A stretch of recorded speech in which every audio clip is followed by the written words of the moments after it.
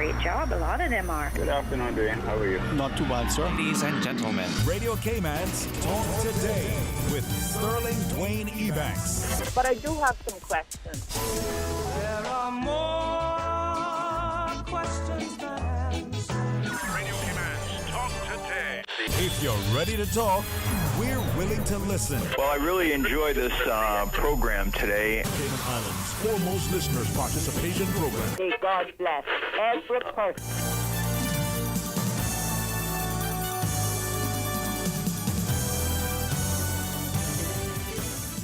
Hey, welcome, and thank you so much for joining us on this fantastic Friday as we have the excellent company of our Excellency joining us, and I hope you had a chance to listen to her honorable premiere this morning with OC, and now we get a chance to have her in our company, so please stay tuned for Talk Today.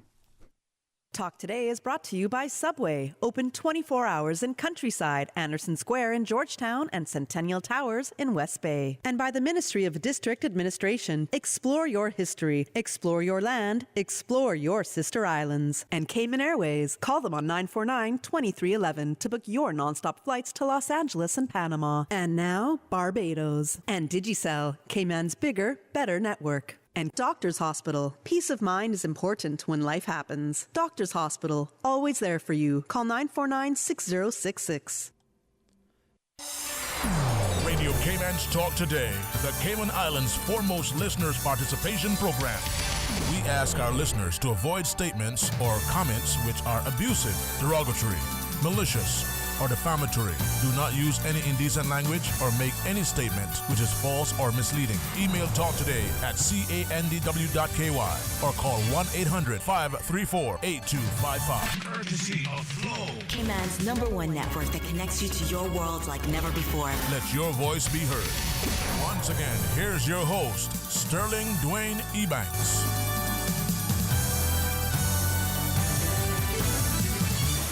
Welcome back, and thanks for joining us, and thanks to Her Excellency for joining us. And I've said this, and maybe through your office, guide me if I'm sort of mistaken. But I ask our people, all of us who live and work here, whether we're registered voters or not to take for granted almost the seemingly unfettered access that we have to our leadership.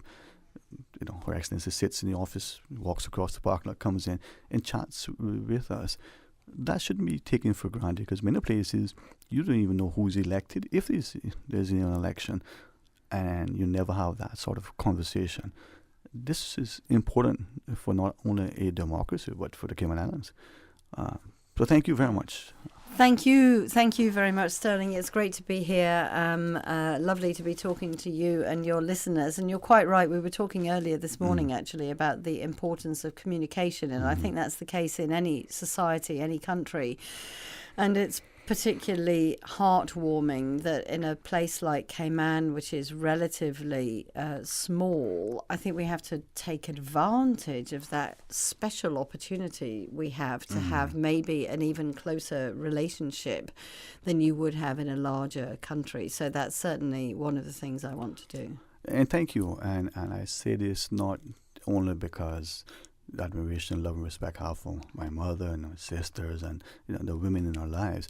In the Cayman context, as I was, respectfully sharing during the early discussion, the women in Cayman have been stalwart. We have a statue erected in their honor.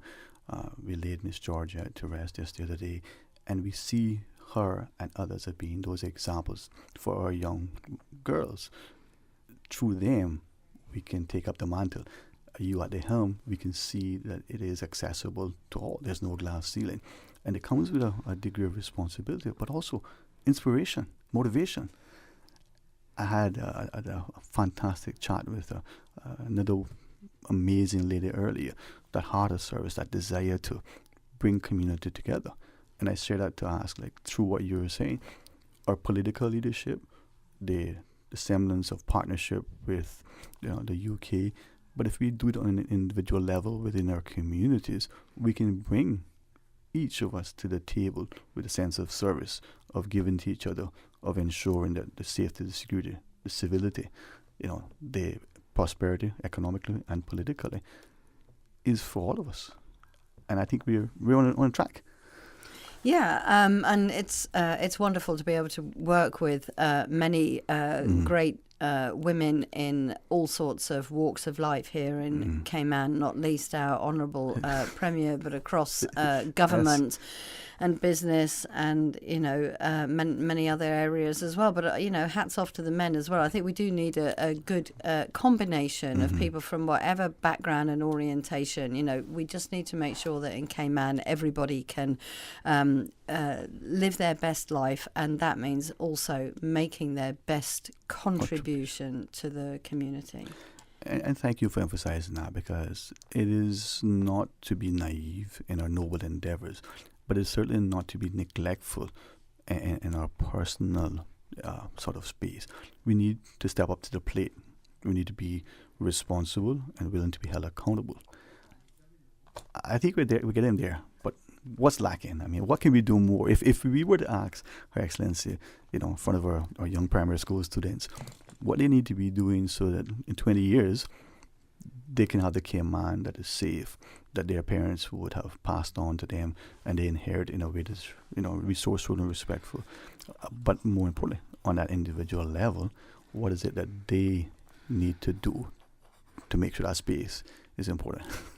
Yeah, I mean, that's a very big question, isn't it? I was just kind of, noting down what are a couple of the things I might talk about there. I mean, obviously, I think it is really important to pass on the Caymanian culture to our kids and indeed to spread it out to the world, which is why I was very pleased to be at Cayman Day in London in September, which I thought was a really good initiative because it's a way of showcasing what we do. In the security area, and we might talk a bit more about security a little bit later on, but I just feel we all need to feel responsible for that. If we're going to have a safer society, we absolutely all need to work together to create that. It's not, for the police over here or somebody else over there. We have to do it together. And then what often comes up in all of our government meetings, etc., and which I think the government are very aware of, is just the need to continue to expand education, and that means opportunities, the way we're delivering education, the kind of subjects that kids are getting expert in. I know we've had a big effort to try and improve what we're doing on kind of coding and IT and all of that, but also to really focus on lifelong learning, because I've found it, and I'm sure you have as well, that in your career you can't just feel that you did your university degree or your school records years and years ago and that's the end of it. You have to continue learning. So we have to keep making sure that people have access to the right learning. Yeah. And that sense of community, by sharing that knowledge and respecting that a person who's degreed in a particular area is no more important than someone whose skill set is maybe in mechanics or automotive or something else, that partnership brings us. And as you were sharing, I was thinking back to our CERT program, just in its name, the Community Emergency Response Team, that brings the community together. You now learn, wait a minute, we have Mr. John here who's a skilled carpenter. We have, Miss Susan over here who's a retired nurse. We have this young lad.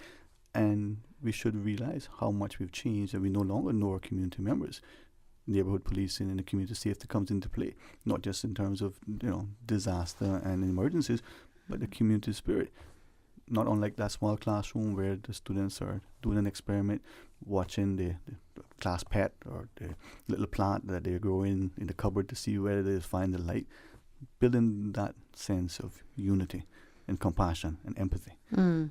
It can be. Yeah, I think that's right. And I think it's also about supporting our young people as they go through their education, their formal education, but also that real crux point of what they do afterwards. So I was talking to somebody this morning about the fact that, some children or young adults come out of school. I've been to a couple of graduations. It's so impressive to see what they do. But then my two kids are 22 and 24, and I'm very aware as a mother that actually it's maybe at that period between when you're 17, 18 into your early 20s that you do need kind of guidance and ideas and support to try and make sure you get into the workplace in the area that you want to be in. So that is something that I would like to see us do more. I've met a couple of mentees this morning. I think there's a big mentoring program going on this week that was launched this week that the Chamber of Commerce do every year, and that is really fantastic.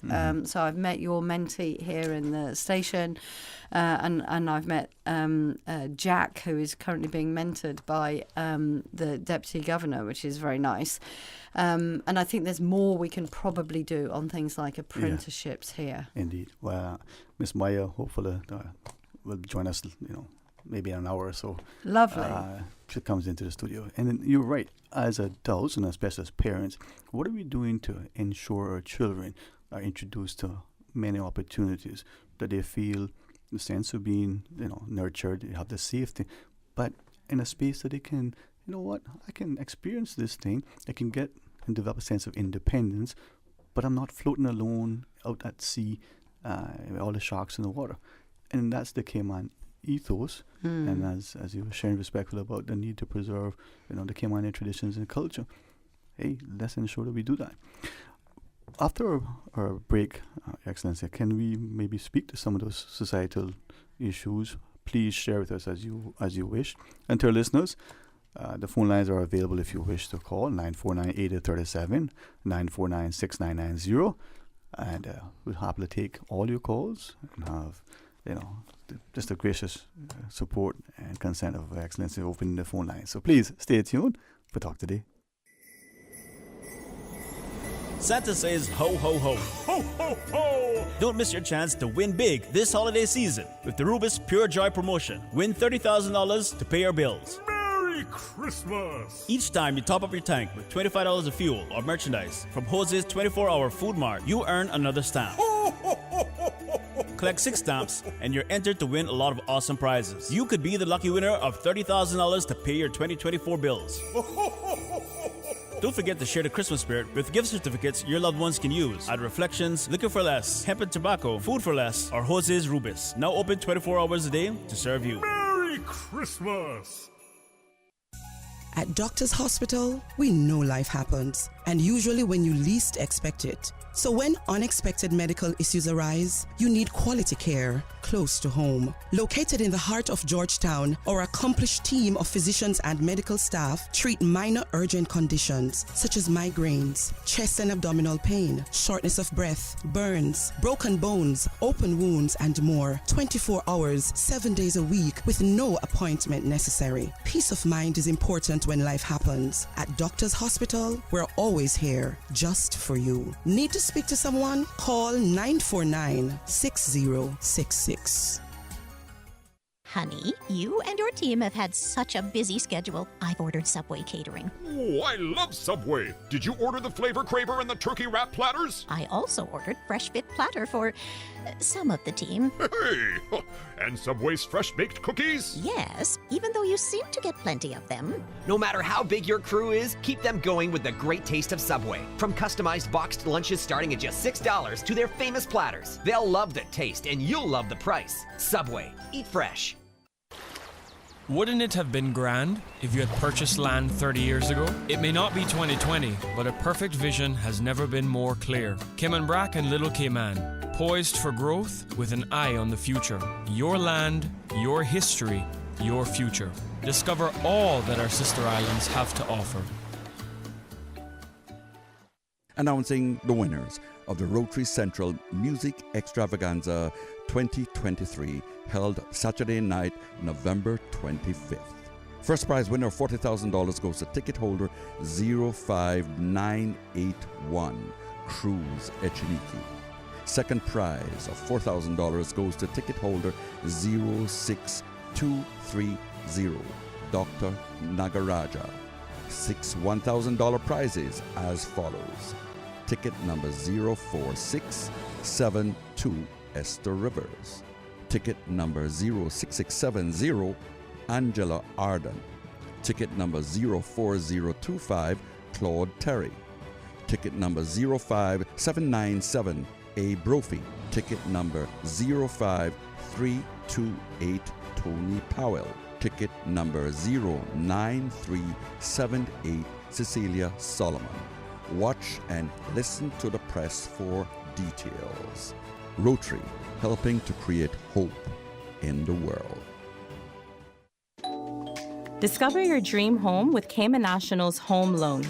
Get up to 95% financing, repayment up to 40 years, and just a 0.5% commitment fee. Your interest rate? Depending on your risk factors, it'll be fixed or variable. Plus, you get a pre-approved credit card. This is a limited time offer. Dial 949-8300 or email lending@caymannational.com today. Jingle all the way into the season of incredible savings and wish granting with Digicel. This Christmas, get 25% off your Prime Bundle plan or postpaid bill for the next 6 months. With plans featuring social data, entertainment data, and more, Digicel keeps you connected and entertained all season long. But here's the real magic. Digicel could make your Christmas wish come true. Win a prize of your choice, from getting your rent paid to a new laptop or even a brand new car. Visit a Digicel store today, where dreams come true this holiday season. Cayman Islands, clear your calendars because something extraordinary is coming your way. Ignite the Fire, hosted by Christ for All Nations, is roaring into the Lions Center from November 29th to December 3rd. Join us for an epic worship and gospel event, a monumental move of God that will transform lives and reveal destinies. Don't miss this 5-night, once-in-a-generation experience. Be a part of history in the making. Ignite the Fire, Cayman. Mark your date. November 29th to December 3rd at 6:30 p.m. nightly, and get ready for an unforgettable spiritual journey that will set your heart ablaze. Cayman and you will never be the same again. Talk today. But I do have some questions. Talk today. Cayman Islands' foremost listeners' participation program. Talk today. Because there are more questions than answers. What the public is saying. Waiting to take your calls right now. Sterling Dwayne Ebanks.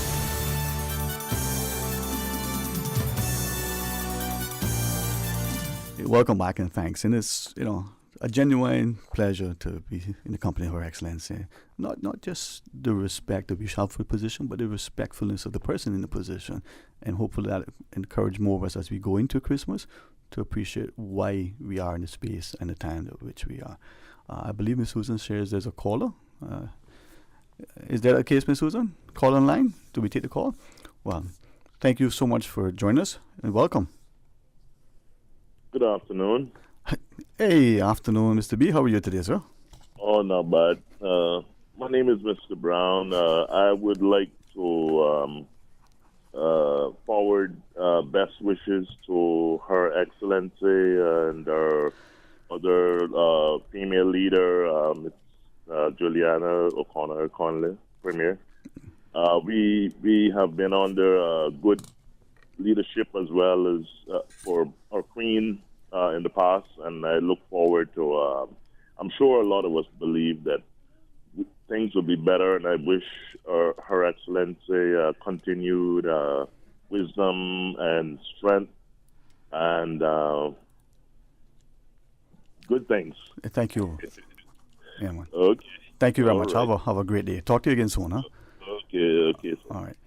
Thank you very much. It's really lovely to hear those words, and I will continue to work really closely with our Honourable Premier and the whole of her government, which is a huge privilege for me. And I know that our King, King Charles, is continuing to take a really close interest in what goes on out here in the Cayman Islands, and it's always a great pleasure to be able to update the British government and the British royal family on what we are doing here.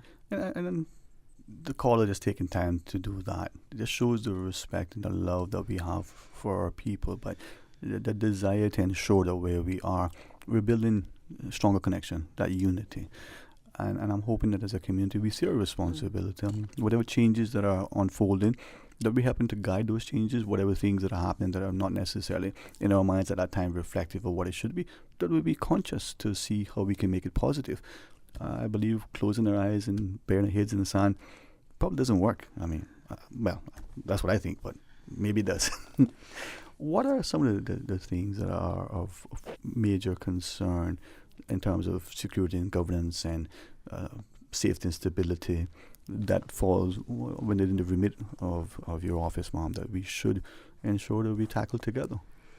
Yes, so really good question. Security obviously is an incredibly important and all-pervasive subject, and whenever I talk to our police commissioner, Kurt Walton, who is a fantastic colleague with a really good strategic mind, but also a very clear focus on operational delivery. Whenever we talk together, we think about how security impacts on just every aspect of everyone's life all of the time, doesn't it? And it has a huge impact on how our islands are seen by the rest of the world when people are looking to come and do business with us or visit us.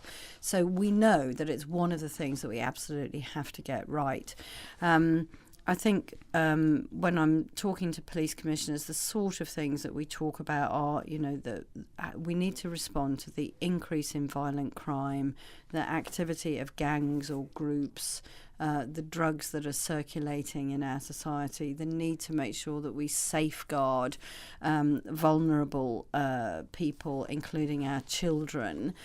And we talk a lot about the need to have strategies that respond to the ideas we have for prevention as well as enforcement and reaction. We need to make sure, and I think this is the most important thing for the future, really, if we're going to create a safe society for the future and build on the safety and security that we enjoy, we need to be very clear about how we prevent things from getting worse. Yeah, I think as I listen to you, it's for us as a community to ensure that we partner with our policing, whether we become auxiliary constables or the like, or whether we take up the recruitment and become police officers, but also as we go about our neighborhoods and share it with this program.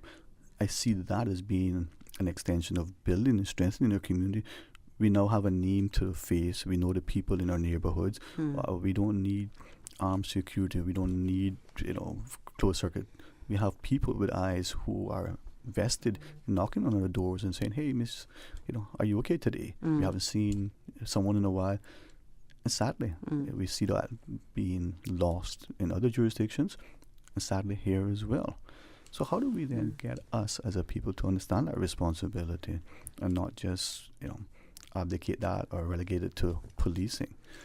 I think most people do understand that as a responsibility, and I know that Police Commissioner regards community policing as really, really important. And what we're trying to do is combine that with new technologies. So we will continue to expand things like CCTV, because unfortunately crimes do get committed, and when they are committed, it's really important to make sure you have the technology to get the CCTV coverage. That can be very powerful, but you've got the people who can do the investigations, and you've also got the forensics, including ballistics forensics, to be able to prove what has happened. And we will continue to invest in those technological developments to make sure that goes hand in hand with community policing. Yeah, getting the evidence to be able to not just deter but necessarily prosecute effectively. Okay, and maybe it is us as well understanding how the Constitution works and the various rules, so that we know where it happens. And maybe many times we don't appreciate that internal security and that level falls within the governor's office, and where we think that some things maybe for the governor's office is actually our elected parliamentarians who have those measures. We need to become more not just civic-minded, but more knowledgeable of our civics. Yeah, I mean, everything is sorry to interrupt. Everything is a partnership as well. So although security in broad sense is the responsibility of Governor's office, in terms of how you're going to implement those ideas, we are working really closely with the police, with the prison, with the probation services, with the emergency services, with the people who look after crisis and response, and actually with a very wide range of people who look at things like mental health or safeguarding. And once you get into the problem of drugs, including prescription drugs, of course, we very quickly get into working with our health care professionals or even with the schools and education. And then you need money to do all of this. And of course, money, the budget, the domestic budget, it's all within the hands of our elected representatives. So it's really important that we all work together in a partnership to get this right. And thank you for emphasizing that. And I'm hoping that as a people, we start to pay attention, become not just engaged, but informed and very active in that maybe the policing, just as an example, falls within the remit, but if the parliamentarians in Finance Committee are not allocating sufficient funding, how does that translate into an effective policing regime? We have another caller, ma'am, if it's... we have the excellent company of Her Excellency as we go to the phones. Welcome. Thanks for calling. Yes, hello. How are you, my friend? How are you today? Okay, up though. Yeah, you are indeed. You sound like you're on the fishing bank somewhere, man. So let's see if we can hear you better. No, not at all. It's yeah. If you have a question, we'll see if we can hear it. But if not, we can try the connection again. Yeah, I can't hear you. Okay. Disconnect and then see what Susan can do over there. See, technology. Yeah. And it's the people, and we work together. So apologies to that caller. Sometimes it's on one end, sometimes in the other, sometimes in the middle. We're also reliant on the mobile phone technology in particular, aren't we? Yeah. I think it's we probably would leave home without our phones. In various circumstances, we probably leave our wallets at home quicker. Yes. We don't need it. Are we to take the break when? Okay, and then when we come back, we'll see if we can connect. Please stay tuned. Thank you. At Doctors Hospital, we know life happens, and usually when you least expect it. So when unexpected medical issues arise, you need quality care close to home. Located in the heart of Georgetown, our accomplished team of physicians and medical staff treat minor urgent conditions such as migraines, chest and abdominal pain, shortness of breath, burns, broken bones, open wounds, and more. 24 hours, 7 days a week with no appointment necessary. Peace of mind is important when life happens. At Doctors Hospital, we're always here just for you. Need to speak to someone? Call 949-6066. You know, as a little girl, I dreamt of traveling to faraway places and foreign lands. I tell you what though, no more dreaming. I go in flying with Cayman Airways. How blessed are we in the Cayman Islands to have a very own national airline? Girl, you can fly to so many international destinations without the hassle of connecting flights. On top of Jamaica, Cuba, and Honduras, you got non-stop flights from Cayman to New York, Miami, Tampa, and even Denver, Los Angeles, Panama, and child, they now have Barbados. Going to be a little cafe con leche and Hollywood Squares for this old gal. Make your travel dreams come true with Cayman Airways, offering non-stop flights for non-stop adventures in Panama, LA, and many more places in between. For details and to book, call 949-2311, contact a travel agent, or visit CaymanAirways.com. Find your dream car with a Cayman National Vehicle Loan. Enjoy 100% financing, up to 8-year repayment, and a 7% fixed interest rate for the first 5 years. For eco-friendly cars, we'll waive your commitment fee. This only applies to new vehicles until December 31st, 2023. Call 949-8300 or email lending@caymannational.com today. Your dream home starts with a vision, and often inspiration is at the heart of that vision. Brand Source Home Gallery's in-house designers are here to help bring your vision to life. Whether you're remodeling or building a new home, Brand Source Home Gallery is your one-stop solution. Explore their kitchen cabinets, sinks, faucets, bath fixtures, tubs, vanities, and more. Let Brand Source's designers help and inspire you with your next project. Call 623-5000 and schedule an appointment with a design expert at Brand Source Home Gallery, Dorsey Drive, Industrial Park, serving Cayman for 50 years. Kirk Freeport's annual $40,000 Christmas sweepstakes is back once again. Simply spend $100 at your favorite Kirk Freeport store to enter to win one of 3 $5,000 cash prizes, one of 5 $1,000 cash prizes, and loads of other great prizes throughout December. And of course, the one you're all waiting for, the Rolex watch prize draw for all entries will be held on January 5th. All purchases of $100 at any Kirk Freeport store before Christmas Eve qualify for all remaining prize draws. Full details on kirkfreeport.com. Merry Christmas from everyone at Kirk Freeport.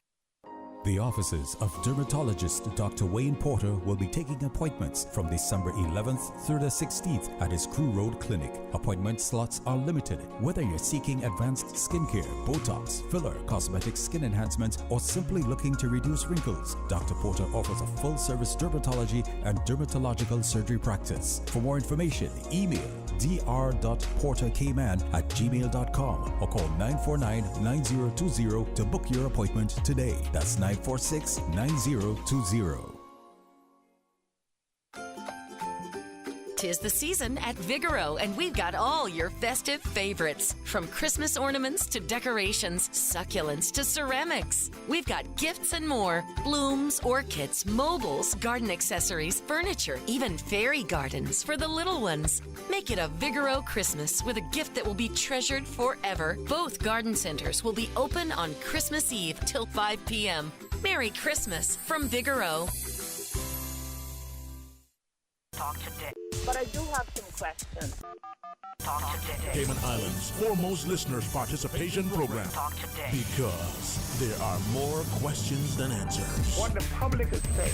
Waiting to take your calls right now. Sterling Dwayne Ebanks.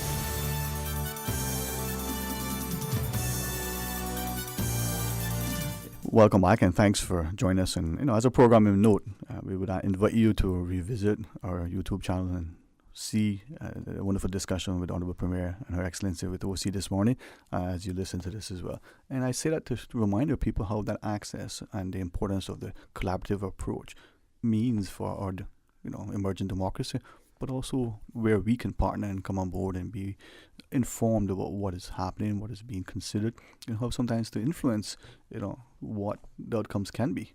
So, again, speaks well to what we have. What else, ma'am, would you like our people to be mindful of? I mean, it's important that we understand where we are in relation to the relationship between the UK and Cayman, what the responsibilities are. But sometimes we maybe take for granted certain things. Maybe we labor on their misconception. Oh, yes, that's being addressed. Yes, that's over there. Without fully appreciating that we didn't know, but we weren't willing to ask. Yeah, we talked a bit this morning, Sterling, about the joint declaration. So we've had this joint ministerial council. In fact, we've had 2 of them this year. So it's been a real bumper year for high-level discussions between all of the overseas territories in the UK global family and the British government. So the most recent one of these was held in November, as I'm sure many of your listeners are aware. And I was explaining this morning with our Honourable Premier that one of the outcomes of that was this joint declaration, which we are now working to make sure that everybody is signing up to. And we've been reading it here in Cayman.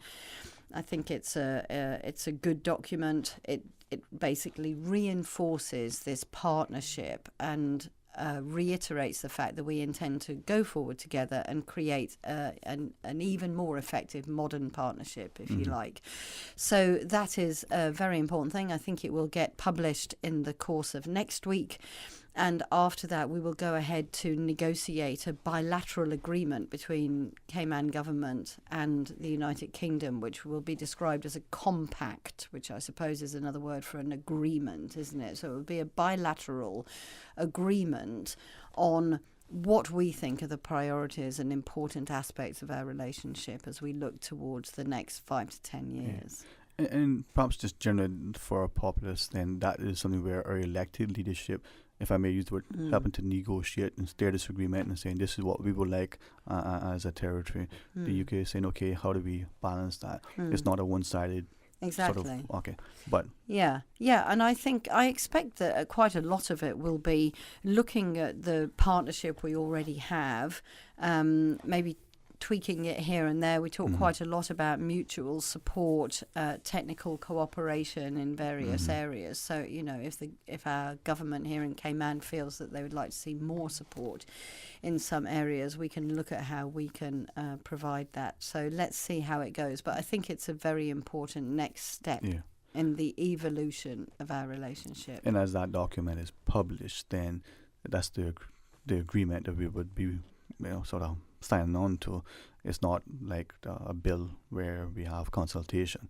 This would then be what is shared with the public. Well, because it's a declaration, it's really a kind of political acknowledgement of where the relationship is now, and so that is a relatively straightforward thing, I think. But looking forward, when we look towards this new compact, that will be where there will be more negotiation and discussion as we figure out what we want the relationship to look like over the next decade. And as I listened earlier and what you share now, maybe there are times when a person, not only like a country, want to emerge and exhibit a greater sense of autonomy, recognizing its place around as a person in the wider community or as a country in the global sphere. The UK signs on to international agreements. By extension, they'll fall to us. Maybe there are some that we can say, well, I'm not sure that bodes for us. Can we have certain provisos?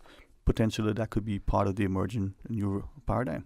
We've certainly said in the declaration that we intend to have more consultation on some of these international agreements.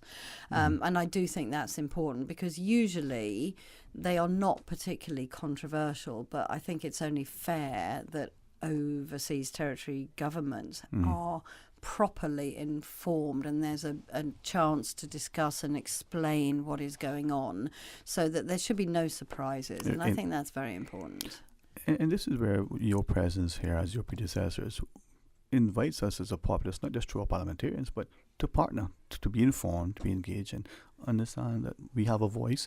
It's up to us to exercise the responsibility to do so respectfully. All right, I think Ms. Susan says we have an opportunity to see if the callers are there. Let's go to the phones. Thanks to Susan. She does it all. She's met and she processed. Hey, good afternoon. Welcome. Hey, good afternoon again, Dwayne. There you are. Clear, man. 5 by 5. We hear you good. Hey, good afternoon to Your Excellency, the Governor. Hello, good afternoon. Hey, good afternoon, Mom. Well, concerning Northwood Prison, which was built in 1981, we had a prison inspector that came here, I would say about 14, 15 years ago, Mom. And when he inspected Northwood Prison, he said that it was a disgrace for a country as Cayman that has the finances for them to have a prison such as Northwood Prison. And the serious part about this, Mom, if there was a fire to break out in Northwood Prison, say electrical fire, God forbid, and the guard has to open each cell with a key. And if the fire is too much for the guards to help anyone get out with the key, it could be a horrible scene up there. What the government needs to do, and as soon as possible, get this new prison built, that if anything such as a fire was to occur, they're able to press one button and all cell doors are able to open at once. Thank you very much, Mom. Thanks for sharing your point. Yeah, thank you very much. And I've been to the prison Northwood twice, I think. And I've also been to, is it Fairbanks? Yes, Mom. Fairbanks, have I got that right? Fair, yeah.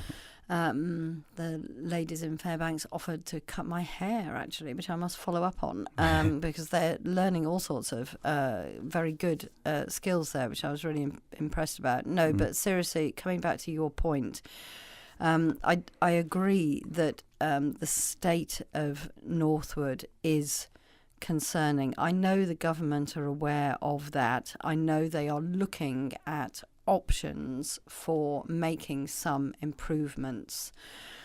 Of course, it is always a very difficult question in any jurisdiction when you're looking at a very, very considerable project of rebuilding an entire facility. So that will need to be taken into consideration as we look at the budgetary issues. I will take up your very good point, though, on the fire risk again and have a look at that, because I think if we are going to do any improvements, clearly addressing fire risk has to be a very important one. I've done some work with the head of the prison, Danny Greaves. I have great respect for him. I think he's doing a really good job. And when I visited, I was so impressed talking to the prison officers in Northwood. And it's not just me. We had some visitors coming over from the UK as part of this technical exchange of views and information, etc. And they, I have to say, were so impressed with the commitment and energy and dedication of the prison officers we have here. So I think the issue is we've got very good people, but the facilities need improving, and you're dead right about that. And this may be an opportune time, not just the physical facilities, but how do we approach, prison themselves? Some of the Nordic countries have an approach that may be viable. We've seen alternative sentences, being employed relative to incarceration. Are there other things? If it's 50, 60,000, 100,000 per prisoner as reported, what and how that can those monies be, reallocated? Community coming together to looking at crime and safety may negate the need for, confinement in some cases. Yeah, when I was in Norway, I don't know if you knew, I was ambassador in Norway, but this was between 2010 and 2014, and actually they have an island. I'm not suggesting we have an island, by the way, but they do have an island with an open prison. So, they found an area where they can make an open prison, obviously for people who have got certain types of sentences that are, or whose behaviour, because they did have some people who were sentenced for murder out there, actually, but they were... You have to just be very careful about making an assessment, I guess, as to who is able to go and take part in that kind of activity. But I was quite impressed with what they are doing in Norway. And in fact, today I am going, I think this afternoon, to a football match, which involves two teams, I think, competing against each other from Northwood. So anyone listening in Northwood, I'm very much looking forward to coming and watching your football match this afternoon. Well, I hope that you get to enjoy it, and I can see it now. You're cheering on, Football, like almost every sport, brings people together, and the shared love for a sport can build, communities. Yeah, sport is very, very important. So I do take my hat off to the Sports Ministry and former Minister Bernie Bush for all the work he's done on sports, because I think it has been really impressive and continues to be. We have a big boxing match coming up next week. Are you going to go? I hope so. I hope someone's going to let me buy a ticket. And we have a party at Government House where we're going to be welcoming some of the people involved in the boxing. So I'm really looking forward to that as well. It's another example where Cayman is getting itself very much on the map in these international sporting achievements. And, the work of Mr. Dami in the early days, just encouraging at that time was most of the young boys understanding what the discipline is in sports, and in boxing in particular, how it transfers into everything. 50 years later, the vision is still alive, and we're making incremental steps. So hope you enjoy the boxing. I know my dad would like to go, and I don't know if my brothers would take him, but we'll see. Maybe I'll see you there. Who knows? Yeah, look forward to it. Thank you so much, Mom, for joining us this afternoon, and looking forward to welcoming you back when your schedule allows. Thank you, and I wish everyone a very happy Caymanian Thanksgiving weekend, which is, I think, what's coming up this weekend, isn't it? So please, everyone, enjoy some Cayman beef, and also having a relaxing time with your friends and family. Go visiting, and you don't need any excuse to eat, but eating is good. Thank you so much, Mom. Enjoy the football. Thank you. All right, we're going to pause, and there's Susan there answering your calls and setting the phones right. Let's see if they work. Call us. Stay tuned. We'll talk today. Today's biggest news. Radio Cayman. Your voice, your choice. Local, regional, international. This is Headlines from Radio Cayman's newsroom. Today's biggest news. The Headline News is brought to you by Health Services Authority. With your latest headlines, I'm Felicia Rankins-Ollins. One man, aged 39, of Georgetown was arrested on suspicion of possession of an unlicensed firearm on November 27th. This is in relation to officers attending a location on Eastern Avenue in Georgetown on Sunday, November 26th, where a vehicle was found with what seemed to be gunshot damage. The next day, an extensive search was carried out, resulting in the recovery of spent cartridge cases and one 9mm semi-automatic handgun. In international news, members of the U.S. House of Representatives have voted 311 to 114 to remove New York Republican George Santos. The vote was sparked after Santos was charged with multiple crimes, causing colleagues to declare him unfit to serve. A House Ethics Committee report claims Santos used campaign money on Botox, OnlyFans, designer fashion, and personal purchases. Taylor Swift's publicist has hit out at rumors that the pop star secretly married ex-partner Joe Alwyn. Tree Payne accused anonymous celebrity gossip account Demois of causing pain and trauma after it made the claims. In an Instagram story, Demois said the Cruel Summer hitmaker married Joe in 2020 or 2021 in a non-legal ceremony.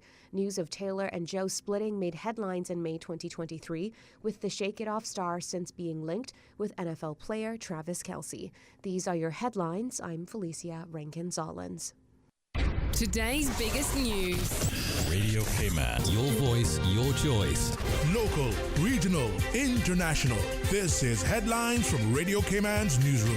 Today's biggest news. The headline news is brought to you by Health Services Authority. The Health Services Authority has over 120 world-class physicians offering the most comprehensive range of specialist services on island. Our dedicated team of professionals provide the highest quality care in orthopedics, interventional radiology, women's health, geriatrics, and a host of other specialist areas. We are a JCI accredited organization with a proven record of excellence. At HSA, we are committed to caring for you. For more information, visit hsa.ky. Radio K-Man is pleased to feature this special Sister Islands historical vignette brought to you by the Ministry of District Administration and Lands. Explore your history, explore your land, explore your Sister Islands. George Wellenward Bodden. 1924 to 1993. George W. Bodden, son of Bluja and Toslin Bodden, was educated at the one-room schoolhouse in East End. In 1942, he joined the Military Defense Force of the Jamaica Home Guard, in which he became a non-commissioned officer. He married Aloda Rankin, with whom he had 2 children. He became a seaman in 1946, and from 1948 to 1967, he worked for national bulk carriers. When he retired from sea, his engineering experience earned him a supervisory position with a local construction company that erected Cayman's first steel building. During the construction of Owen Roberts Airfield, Mr. Bodden was a supervisor with the contractors.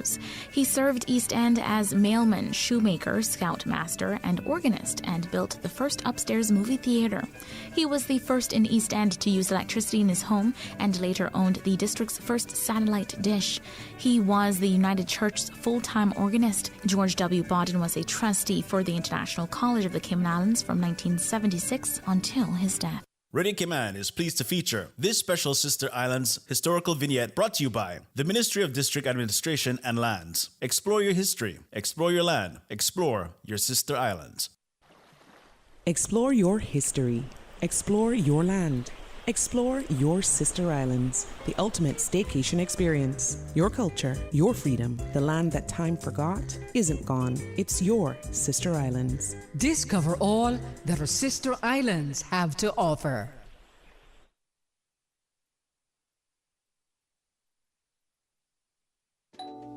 Discover your dream home with Cayman National's home loan. Get up to 95% financing, repayment up to 40 years, and just a 0.5% commitment fee. Your interest rate? Depending on your risk factors, it'll be fixed or variable. Plus, you get a pre-approved credit card. This is a limited time offer. Dial 949-8300 or email lending@caymannational.com today. Talk today. But I do have some questions. Talk today. Cayman Islands' foremost listeners' participation program. Talk today. Because there are more questions than answers. What the public is saying. Waiting to take your calls right now. Sterling Dwayne Ebanks.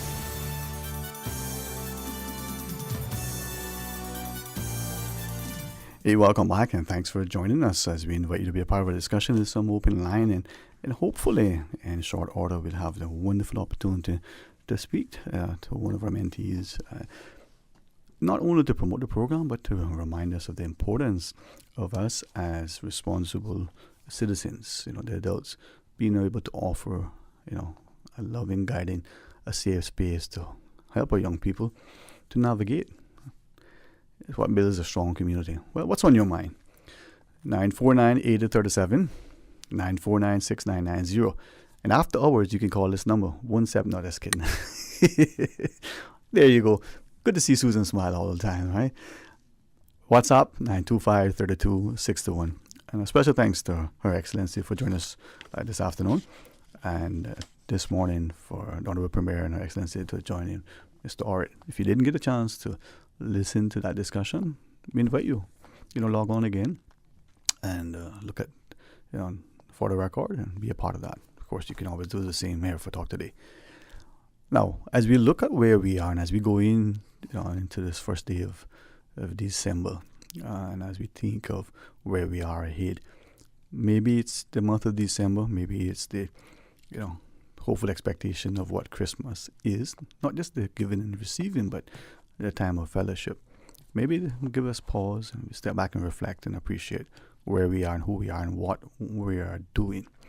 I had a fantastic evening with some friends last evening, not planned, which for me is not always something to do spontaneous, but to see, where we are and how we can easily get lost in all we're doing and never make time for each other. So as Christmas comes around, maybe in a mindful way, make time, for friends and family. All right, 949-6990, 949-8037, as we invite you to call and be a part of our open line discussion. You can also WhatsApp us. You can also WhatsApp call us, 925-3261. As you go to our phones, hey, welcome. Thanks for calling. Good afternoon, sir. And to you. How are you today? Good. All right. It's good to hear from you always. Thank you. Darling, here's a rat race, and I hope they're not blaming our Christmas shopping because everything's Christmas and came out. That's the key for the shopping. But I just want to hit back on those fire trucks that we were talking about that going down to the island. I saw one of them on the airport strip a couple of days ago. It looked like it's running very well. Mm-hmm. So did you hear how many of them going down there and why they choose Honduras? No, Mom. I be honest with you, I did not pursue that any further. I was having a conversation with someone, and I was to ensure. But as I look at it, it's important that we have and take care of our own, but it's also good to be able to, as you share the love and the prosperity, with our neighbors and Cayman and Honduras, the Bay Islands in particular, Cayman and Cuba, Cayman and Trinidad. There's always been that, close connection that maybe we can harness even more.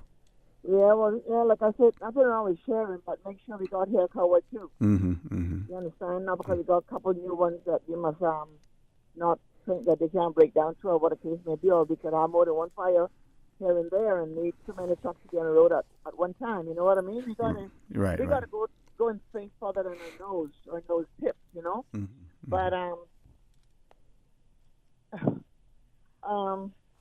Sterling, there was 4 cruise ships in town yesterday, and I called a couple of days ago in regards to the cleanliness of the ground there, and as well as the hell grounds with the chickens within number 2, Mm-hmm. So yesterday with these 4 ships in, they was even using the other part of the cargo docks, so bringing in the tenders with their visitors onto the island, okay?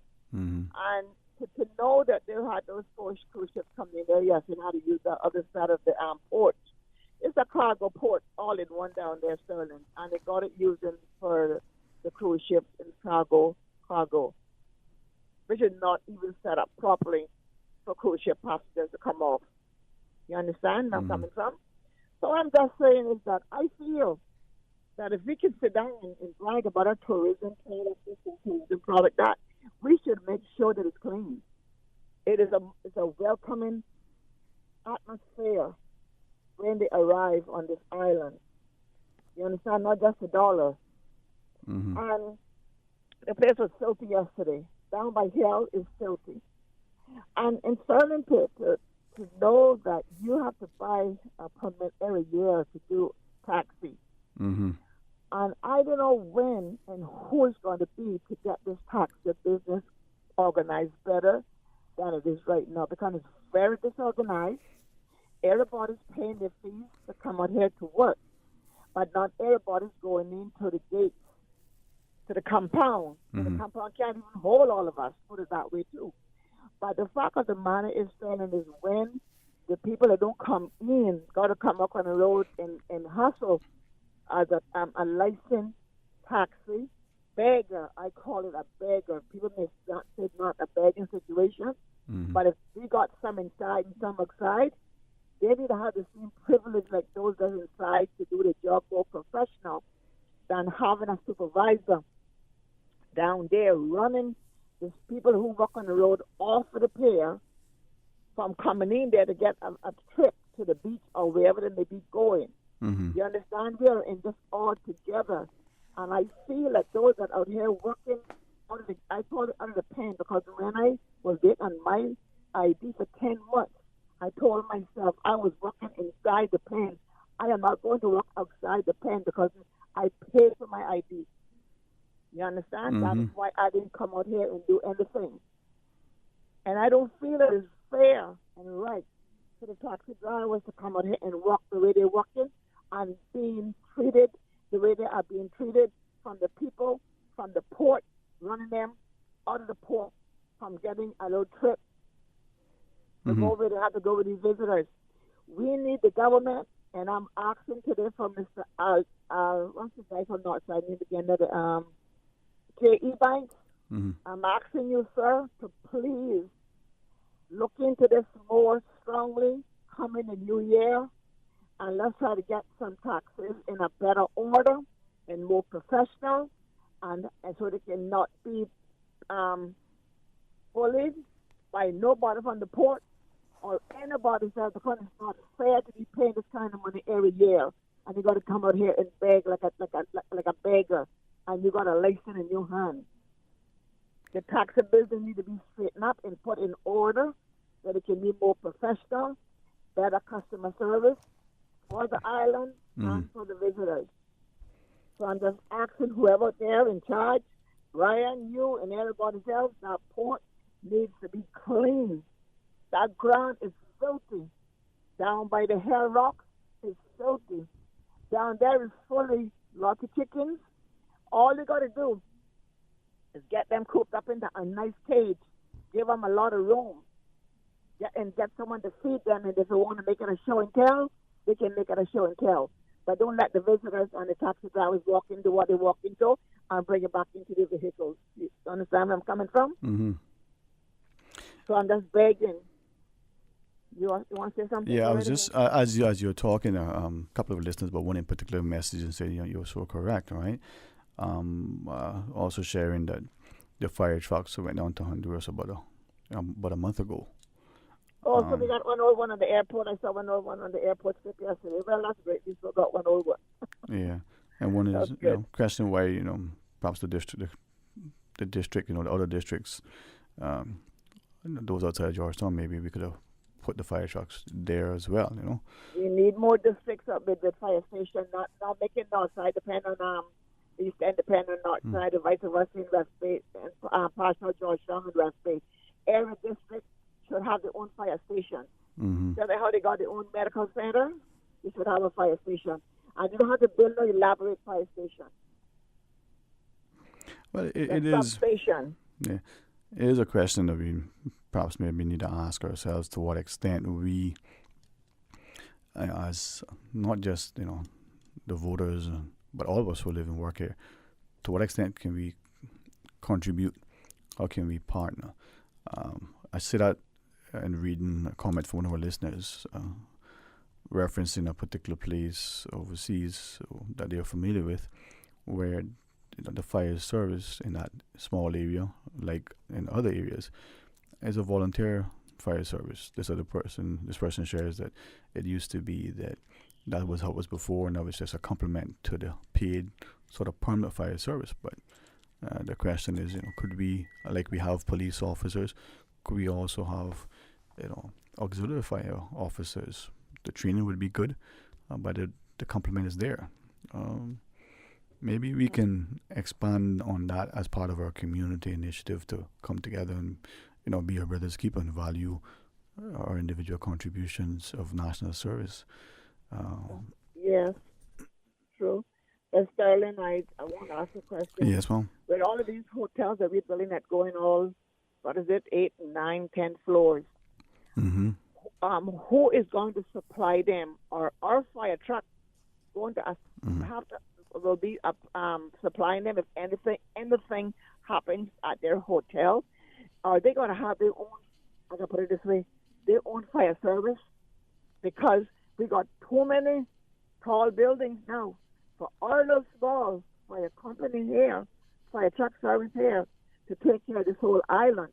And you're going to go to a 9th floor and a 10th floor. These investors, I think that's where they need to come in at and make sure that we got the things that we need to help people if and when they are needed help in these upper floors that we are going so high off. Mm-hmm. We are saving them this ton of concession every time they build something.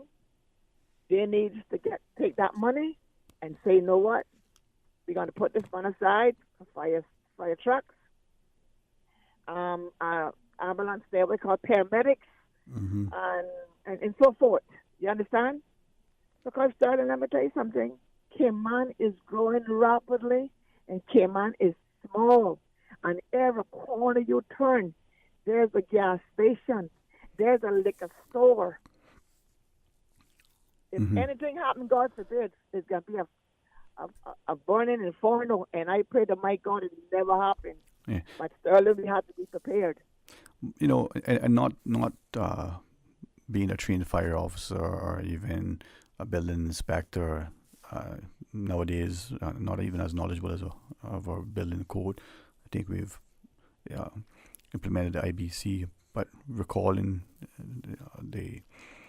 not just the precedent, but the actual insistence of the former chief fire officer, Mr. Nixon, as has been handed down, and now in his current hands with the same stellar leadership. We know that the fire code component of the building code is very, very, very stringent, and high-rise buildings, like many places, are not just equipped with fire suppression and risers and the like, but ensuring that the safety from the way fires are dealt with should they break out, but also the egress of the occupants of that building. So we do have that, but your concerns are right in terms of our development and whether concessions granted accrue beneficially to not just the developer and the development, but to the country as a whole, and at what cost. Maybe what you're sharing is an opportune time for us to rethink our vision, or to formulate one, or to ask, where is the partnership? Exactly. Mm-hmm. All right, sweetheart, I'll leave at that. Thank you so much. Yes, ma'am, always. All right, you have a great one. You do the same. Bye-bye. Bye-bye. Bye-bye. This is where having an opportunity, and this is, I think, the value of Radio Cayman through its programming, but also through its talk shows, allowing people to, posit their opinions, people to question things, people to make suggestions, to critique. I say and ask that when we do, that it's done constructively. 949-8037, 949-6990, or WhatsApp, whether it's a call or a message, 925-32-621, and share your thoughts with us. One of our listeners had a message. I was trying to find it earlier when the lady was sharing her view relative to the Hell tourist attraction. Maybe we need to rethink not just how and when attractions are open, but how do we ensure their presentation, their preservation, their need to ensure that those of us who are there as vendors, tours that I go, that we always have that clean, welcoming space. Let's take this call. Hey, welcome. Thank you for calling. Good afternoon to you, Sterling. And to you, sir. How are you? Yeah, just fine, thank you. Mm-hmm. Afternoon. Yes, sir. As I've always said, we have lots of money here. Let's think of that lady. Mm-hmm. We always give some great contributions to Caymanian. That's just that the system of taxation is wrong. That's why it's not being adequately utilized at all. Nowhere near being adequately utilized. Consumption-based taxation is what we depend on in the majority. That means more is better. Enough is never good enough.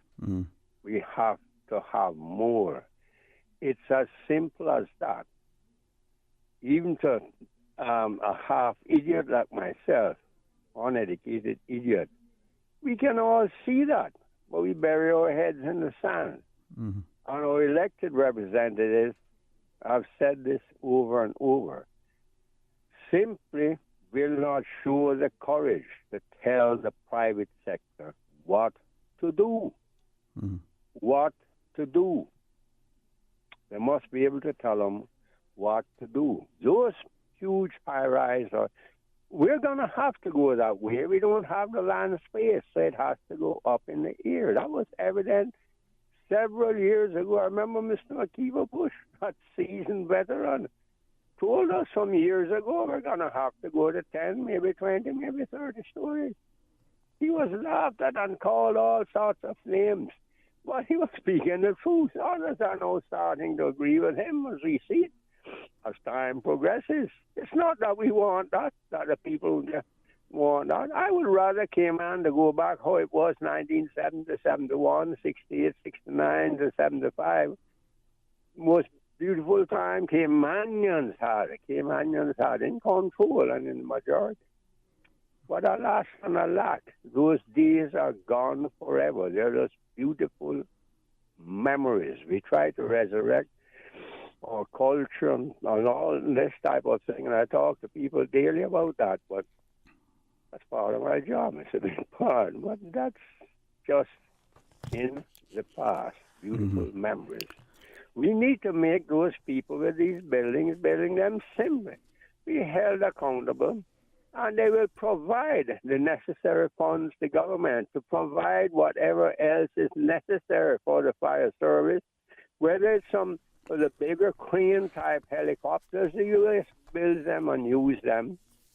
And we have had the Oshkosh trucks that are capable of going up, way up with their ladders, and the men were taught. And it was in the papers. We had the photographs, we had the train program, and they're well trained in that. So they can go to the 10 stores and so forth. We saw that. Do we need more trucks? Quite possibly. Do we need a bigger fire service? Quite possibly. We can train the men. We have men here. Caymanians willing to work, coming out of school, can go into that, be trained for it. And as you said, yes, we can expand each district, their own fire service. Same thing we could do with their own garbage. We could put garbage facilities, especially the trash and the recycled material in every district, and we could put sewerage systems in the districts. We need to plan for all those things. The money is here. We need to tax the people who are benefiting from that money and let them pay for these things. We have to do it. We have to come to that conclusion and that decision. Have the courage to tell them, you're making millions of dollars here, so you're going to have to pay the government some more millions of dollars to do these things. When Her Excellency was on, I wanted to ask this question, but I'm going to ask it more of our OC and our elected representatives also. So number one, is it necessary for the Premier to be head of a ministry, to have a ministry under his or her control, because in reality they are in charge of all ministries, or they are overseers or counselors to all ministries. So is it really necessary for the Premier to have a ministry under their portfolio, under their purview? I don't really see where it's necessary, because they're roving, they have the control, and as a counselor more or less for all ministries, they hire and put the ministers in place and they can remove them. We've seen that, we know that. The second thing is this. We have a year and 6 months roughly to the next elections. I think is not about right. Yeah. It should be April 25. Right. Yeah, a year and 6 months. Let's call it that. Yes, sir. A year and a half. Yes, sir. Because it may be extended. They can extend it. There's no. I think we should put it in place that the speaker position is an elected position. The person runs in the general elections for speaker. Each district could provide someone they could nominate, go by nominations, and put it on up on the elections and for the general elections, and that person runs and is elected by island-wide vote. It's quite simple. And you think about it, it can be done. I think a year and a half is enough time to negotiate with the British government. If there needs to be that slight amendment to the Constitution, so be it. That it be an elected position.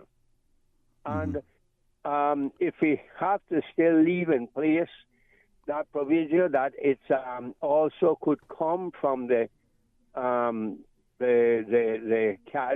members of Parliament. But I think the right thing to do would be for it to be an elected position, elected by the people, the Speaker's position. We've got a year and a half to try to put that in place. I don't see why we can't do it if we can put in place some unbelievably silly legislation or regulation, whatever it is, that you can't feed chickens, you'll go to jail. You go to jail if you feed chickens. I wouldn't pay $5. I'd let them put me in jail for feeding chickens for the $5. You're going to get free food there and free medical care and stuff like that. No, I'm not going to bother to go into that. Yes, sir. Silly, stupid nonsense. And if you feed cats, as we've always done, feed our cats, companions and all that, and feed our chickens, you can be prosecuted or arrested, or they kill the cat, maybe kill you too. I can't believe the incredible stupidity that we allow our elected representatives to waste time on, when there's so many very important issues and they have the brains. We have the most educated and the best equipped elected representatives we have ever had in history, and the most elected electorate to election people, the people in the constituencies that is electing them.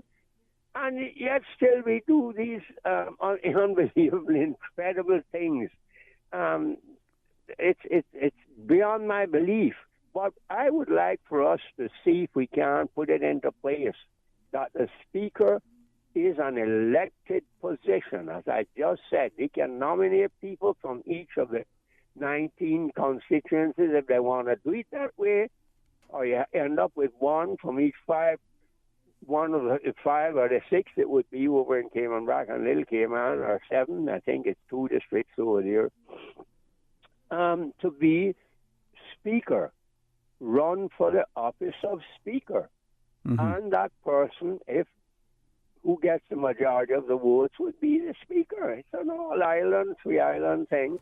It's simple. We like to complicate things, but I don't see why it shouldn't be a very simple operation. If constitutional amendments need to be made, I'm sure we have a year and a half to do them.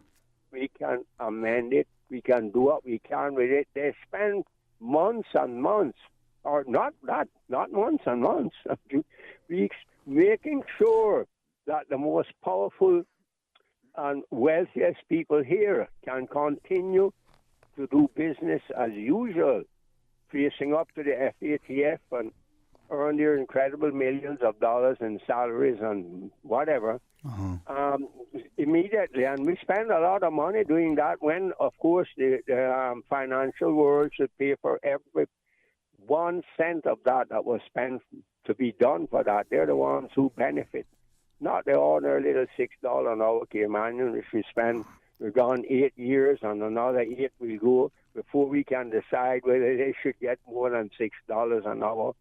But the big boys earning hundreds of thousands and millions of dollars a year, their problem is taken care of almost immediately. It's incredible. But let's see if we can't get that in place.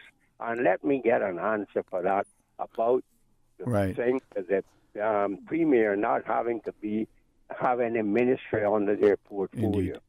Thank you very much. You're most welcome, sir. Thank you for taking time. And maybe when we speak with you again, maybe we can ask, in addition to your suggestion for the speaker being elected island-wide, could that extend to the premier and our cabinet? But thanks always. The gentleman shares his opinion from a very considered perspective. All right, let's pause and take a break. When we come back, more Talk Today. You know, as a little girl, I dreamt of traveling to faraway places and foreign lands. I tell you what though, no more dreaming. I go in flying with Cayman Airways. How blessed are we in the Cayman Islands to have a very own national airline? Girl, you can fly to so many international destinations without the hassle of connecting flights. On top of Jamaica, Cuba, and Honduras, you got non-stop flights from Cayman to New York, Miami, Tampa, and even Denver, Los Angeles, Panama, and child, they now have Barbados. Going to be a little cafe con leche and Hollywood Squares for this old girl. Make your travel dreams come true with Cayman Airways, offering non-stop flights for non-stop adventures in Panama, LA, and many more places in between. For details and to book, call 949-2311, contact a travel agent, or visit CaymanAirways.com. Jingle all the way into the season of incredible savings and wish granting with Digicel. This Christmas, get 25% off your Prime Bundle plan or postpaid bill for the next 6 months. With plans featuring social data, entertainment data, and more, Digicel keeps you connected and entertained all season long. But here's the real magic. Digicel could make your Christmas wish come true. Win a prize of your choice, from getting your rent paid to a new laptop or even a brand new car. Visit a Digicel store today, where dreams come true this holiday season. At Doctors Hospital, we know life happens, and usually when you least expect it. So when unexpected medical issues arise, you need quality care close to home. Located in the heart of Georgetown, our accomplished team of physicians and medical staff treat minor urgent conditions such as migraines, chest and abdominal pain, shortness of breath, burns, broken bones, open wounds, and more. 24 hours, 7 days a week with no appointment necessary. Peace of mind is important when life happens. At Doctors Hospital, we're always here just for you. Need to speak to someone? Call 949-6066. Now, more than ever, supporting your immune system is crucial to helping your body fight off illnesses like the common cold, the flu, and COVID-19.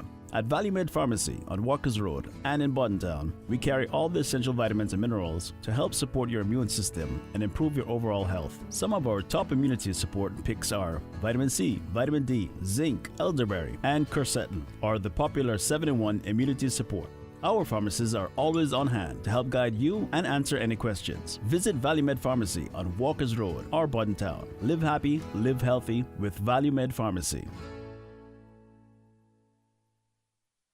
I love Pizza Boat. It's yummy. It has my two favorite things combined, cheese and boats. Pizza Boat makes pizza way more fun. Hop on board the Pizza Boat Express. Kids, now Pizza Boat makes pizza even more fun. Lunch or dinner, let Pizza Boat bring the fun. Pizza Boat, a Cayman twist to pizza, bringing fusion ingredients from all over the globe to give you locally inspired fresh pizzas all day, every day. Pizza Boat, now open in Queens Court on West Bay Road. Pick up or delivery 949-0000 or order online www.pizzaboat.ky.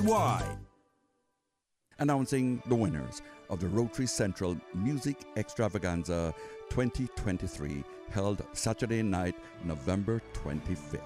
First prize winner of $40,000 goes to ticket holder 05981, Cruz Echiniki.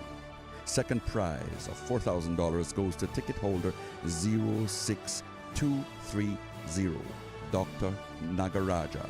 6 $1,000 prizes as follows. Ticket number 04672, Esther Rivers. Ticket number 06670, Angela Arden. Ticket number 04025, Claude Terry. Ticket number 05797, A. Brophy. Ticket number 05328, Tony Powell. Ticket number 09378, Cecilia Solomon. Watch and listen to the press for details. Rotary, helping to create hope in the world. Talk today. But I do have some questions. Talk today. Cayman Islands' foremost listeners participation program. Talk today. Because there are more questions than answers. What the public is saying. Waiting to take your calls right now. Sterling Dwayne Ebanks.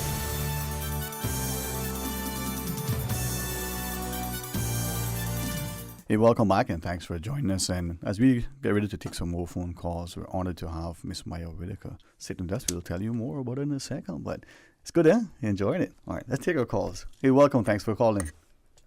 Yeah, hello, Sterling. Hey, how are you today? Pretty good, man. How you doing? Excellent, man. Excellent. I'm going to kind of ease up on one of these things here because I sound like I'm in a drum. Already echoing in my ears. And the phone systems aren't working really well. I don't know about anybody else, but I'm having to call a number 2 and 3 times to get through. Not just to you. No. So I hope the phone companies are compensating because people are answering, but it's not going through. Mm-hmm.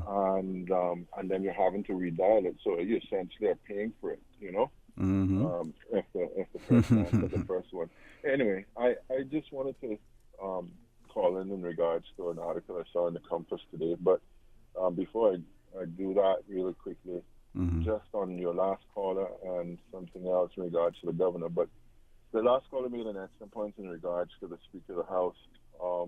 I don't know if I would completely agree that it should be elected, but I like the concept that it should come from the outside. I actually think it's a bit selfish of our leaders to actually want to, appoint it from within. You understand why. I suppose on a broader scheme of things, if you understand politics.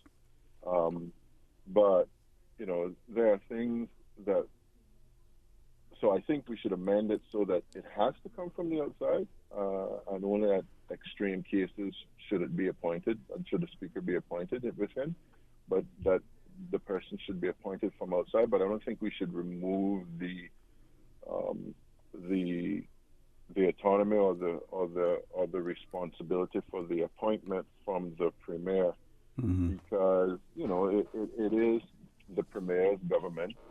The premier does have responsibility for appointing ministers of government to his cabinet and removing them. And I think, obviously you want to have a speaker. You'd like to believe they should be impartial completely. That's the function of it. But there is a certain, leaning to understanding the government's agenda, if you will, and ensuring that you have some sort of, some sort of cooperation from the person that is within that chair. So I don't think we should remove it from the premier, but I think we should certainly amend it so that it is the person is chosen from the outside. That's just a quick thought. Rather than making that part of our election, we already need to concentrate. We should be concentrating on who we better elect, rather than adding an additional thing that we need to worry about in terms of speaker, making that very political, because then it becomes very political when you do that. The other thing is, so it's a great idea. I just think it should remain under the premier's choice, but it should come from outside. I wanted to ask the governor about British embassies, but she'll be hearing more about that. because I'm planning on penning a letter. It's just something that came about. Mm-hmm. And I guess in due time that'll all come out. But why I'm calling is in regards to the article on the big front page of the newspaper in regards to comparisons of our premier's salary and to that, and comparing it to, I think, the president of the U.S., and there was the British Prime Minister there, and there was the Canadian Prime Minister there. Mm-hmm. You know, Sterling, all I got to say about that in a nutshell is the British Prime Minister, well, the Canadian Prime Minister and the U.S. Prime Minister in everyday life, I can't go to complain for anything or to speak with in regards to things that need to be done in this country. I mean, what are they suggesting? That our premier is not worth the money that they get?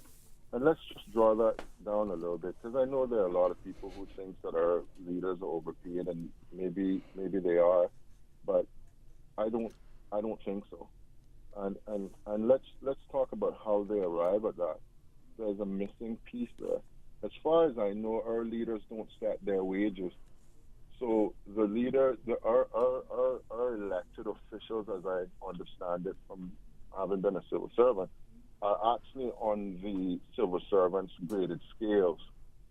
And so you can't, for all intents and purposes, have a chief officer within a ministry that is making more than your minister who's directing from the electorate. Mm-hmm. And let's talk about some of the driving forces then that sets the salaries for our senior civil servants, hard-working civil servants. And so one of them is the competitiveness. And so what are we going to do? We're going to ask our financial secretary, as an example, for all intents and purposes, is responsible for our budgets and the whole nine, for all intents and purposes. His compadres within the private sector, who are certified accountants like he is making, $20,000-$30,000 a month. What, he should just stay in the civil service because he wants to be a humble civil servant? Yeah, that's great too. But he also recognizes that he could also make more money. He's gone to school and has been very educated and deserves the pays that is due to him, if that's the going rate. And it's the same across the board for all civil servants. Our senior civil servants are very, they're professionals for all intents and purposes in their field. So if you agree with that, then you understand then that our elected officials who fall within that same grading scale then would naturally fall at the top tiers of that particular grading scale. And that's how the salaries are set. They don't set their own salaries. The premier doesn't go in and say, I want to make, $15,000 a month. That's not how it works. And so people need to remember that and understand that reality. It's set based on where they're at. And so when you come to comparing it to the U.S. president, for all intents and purposes, are you saying the U.S. president's job is more important than the premier? Not to me, because the U.S. president, while he's the U.S. president and sets global policy, I can't touch bases with the U.S. president when I need to talk about a road here or deal with things there. And we are a top financial services center. And here's also something else for people to consider when you're talking about salaries. I have absolutely personally no problems with paying people a fair degree, particularly at that level, because what's one of the things that will eliminate, and certainly one of the things that we can hold them accountable for, is one, we pay them really well, so you shouldn't be taking any backdoor deals.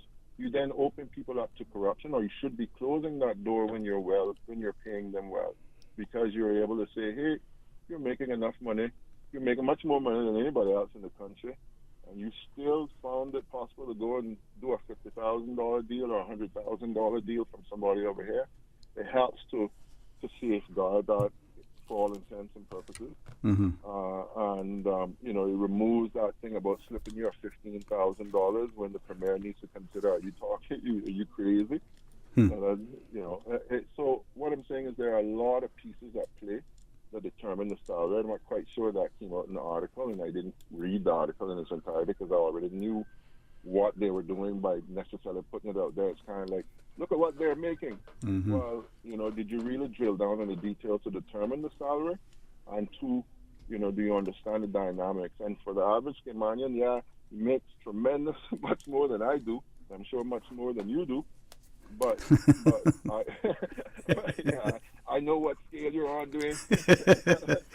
I was a civil servant, but the reality is that I am proud of the fact that we're able to pay our leaders that level, and to some degree, I understand the dynamics surrounding our budgets and stuff, but our premier is much more important to me than the Canadian Prime Minister for all intents and purposes, and the British Prime Minister for all intents and purposes. So that really means nothing to me. Don't come bringing that. And that's my thoughts, man. Thank you for letting me share. Thank you for taking time to share them as well. I know we have another caller, but as I listen to Susan, they're taking a break. Are we getting chocolate? I thought I heard that too. All right, stay tuned.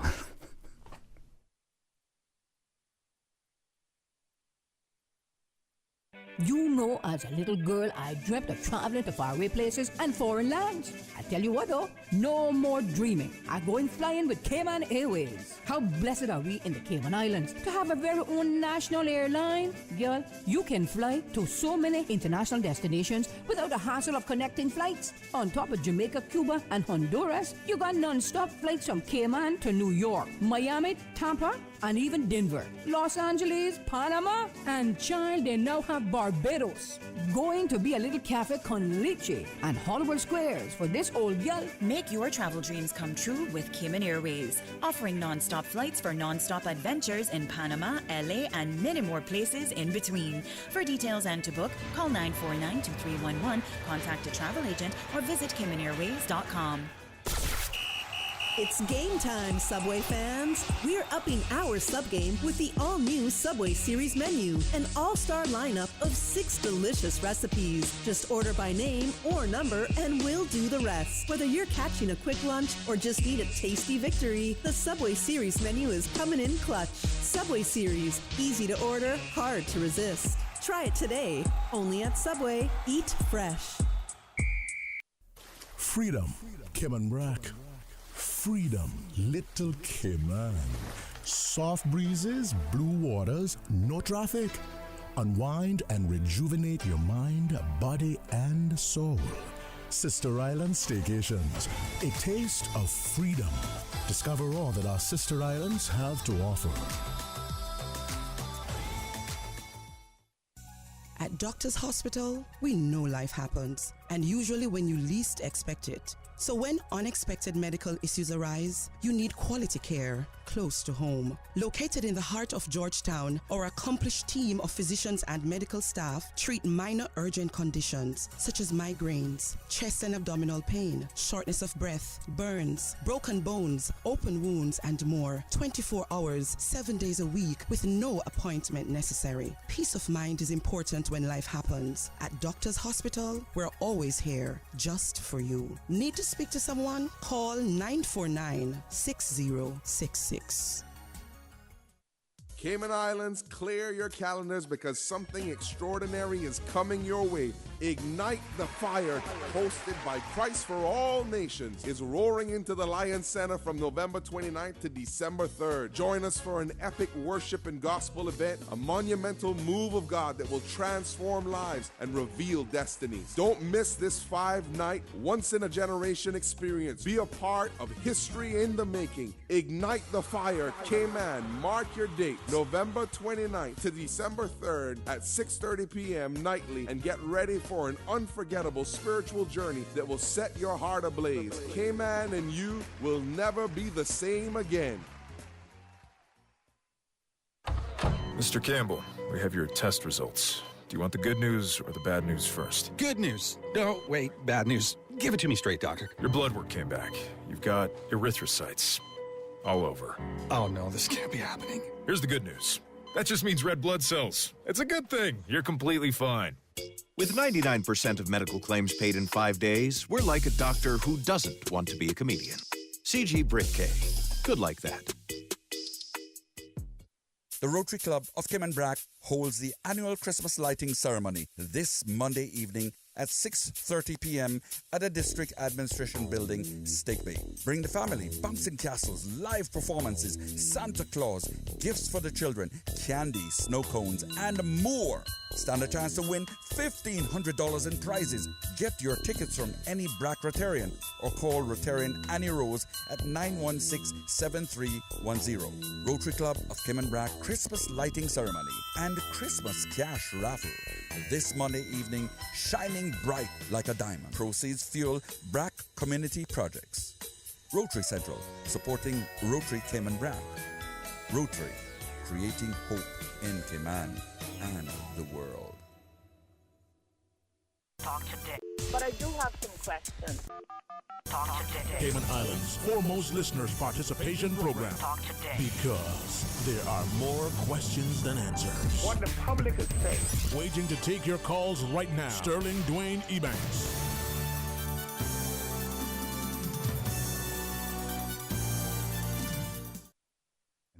Thank you so much for joining us. Welcome back. And we do have Miss Maya Whitaker sitting with us. Hopefully get a chance to chat with her. But it's good to, sit in and see a bright beam in his face with great promise and potential. But we do have one other caller. Hey, welcome. Thanks for calling. Nope. Okay. Thank you, Miss Susan. No callers, Miss Maya. So we did have a caller, and who knows, we may have it again. So, as we shared, excellent company, Miss Maya Whitaker. Miss Anita's mentee. How are you, Mom? I'm good. How are you? Well, I feel great. And if I wasn't, I would say I am, because I know I will be. But I am, thank God. It's a good place to be. It's a good place to work. It is. It's just fantastic. Yes. How you find, being part of having someone like Miss Anita as your mentor and being part of the program? I like it a lot, actually. She's much more laid back than I thought it would be. I thought mentorship would be like an actual workplace, but it's just like talking to a friend in general. And thank you for sharing. That's what's important. We hope that as adults that we share our life, our knowledge in a way that helps our young people to navigate. Mm-hmm. And yes, it's going to be from formal, but we're people. Yeah. And the more that we can interact and share, the better the connection. Yeah. All right. No, but Miss Anita's amazing. She is. Look at her. And she's so excited that I thought she was getting a puppy when she kept bragging about this thing, and she's like, even better. You can tell. No, she's a good person. So tell us about Miss Maya, if I may ask, and only whatever you wish to share. Mm-hmm. What are your goals and aspirations? What do you think you want to be? What do you know? Probably what you plan to be, your studies, your careers? Well, for a long time, I knew I just wanted something that I'd be happy doing and stable doing. And I've loved art since I was younger. I always loved drawing. So I try to look at options and professions that go with that, and like graphic design and animation and that. I really want to be an animator for right now. I don't know if I'll change my mind, but you know what? Yeah. If you do, you should be allowed to. Mm-hmm. But as you think of possible things, taking your interest, and I hope this is good advice. If you find something that you like doing that makes you happy and you can make a career, that should be rewarding, right? And Cayman seems to be successful for others, but not for our own. Artificial intelligence and sort of VR and maybe designing for particular things. How do you see that working in the space more for designing for, say, gaming, or just designing in general? Where would you advertising? Where would you see that? I'm not sure. I would just design for anything, any offer I get. Drawing is just very fun to me. It just lets me express myself the way I am. So I don't really limit myself to anything. Okay. And if it's okay to ask, drawing with, a physical implement and some sort of canvas, or drawing with those digital devices and you do digital. Digital. Yes, I have my own iPad that I draw on. Okay. Yeah. I don't do... It's not I'm not bad at it, but I don't really... I prefer digital over than traditional drawing. Yeah. And I wonder sometimes if that's because of the space that you've come into. I like my pen and paper, and it's not that I'm not environmental conscious, but I can feel it. I prefer a book. I've grown up with a lot of electronics around me, but I'm always grateful. So yeah. So in graphic design, my brother one of them started commercial art, and to see he taking with the charcoal and doing some illustration, or a photograph of some famous person, or even infamous. Yeah. That's a skill, and to be able to translate that into a digital device, even more so. Yeah.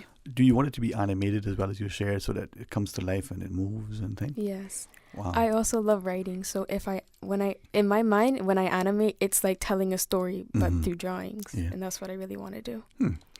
Maybe I can see a digital book, for one of a better thing, being published. You write your story through your illustrations, and it's an online and only digitally available. Yeah. The Maya Whitaker sequel. Why not? Why not? Go for it. Yeah. What other interests you have? Because for someone, well, let me start. Don't answer that. Wow. That passion for drawing and for art, you said you've always known that. Is that something that for you, people have that innately, or is it something that you're encouraged to do? For you, was it just that, and obviously encouraged, but is it something that you just gravitated toward naturally? I think, well, I have a lot of artists and musicians and writers in my family, so it's probably genetics. But I was also encouraged, and I just loved it from young. Yeah, and I guess recognizing that. But I was thinking and asking that is that we can develop that. There should be a passion. Yesterday, it was such a pleasure to speak with Alec Lopez. He said, from the time he was 5 or 6, as long as he could remember, he knew he wanted to not just be a boxer, he wanted to be an Olympian gold medalist. I thought, having that dream, and prayerfully, through work, you will realize it. Just like with the Maya Whitaker. Yes. Look out for her next digital production. Where are you hoping then that, through your schooling and stuff, that they'll take you in terms of your career and schooling? Eventually, you'll be in Cayman, or will the globe be your oyster?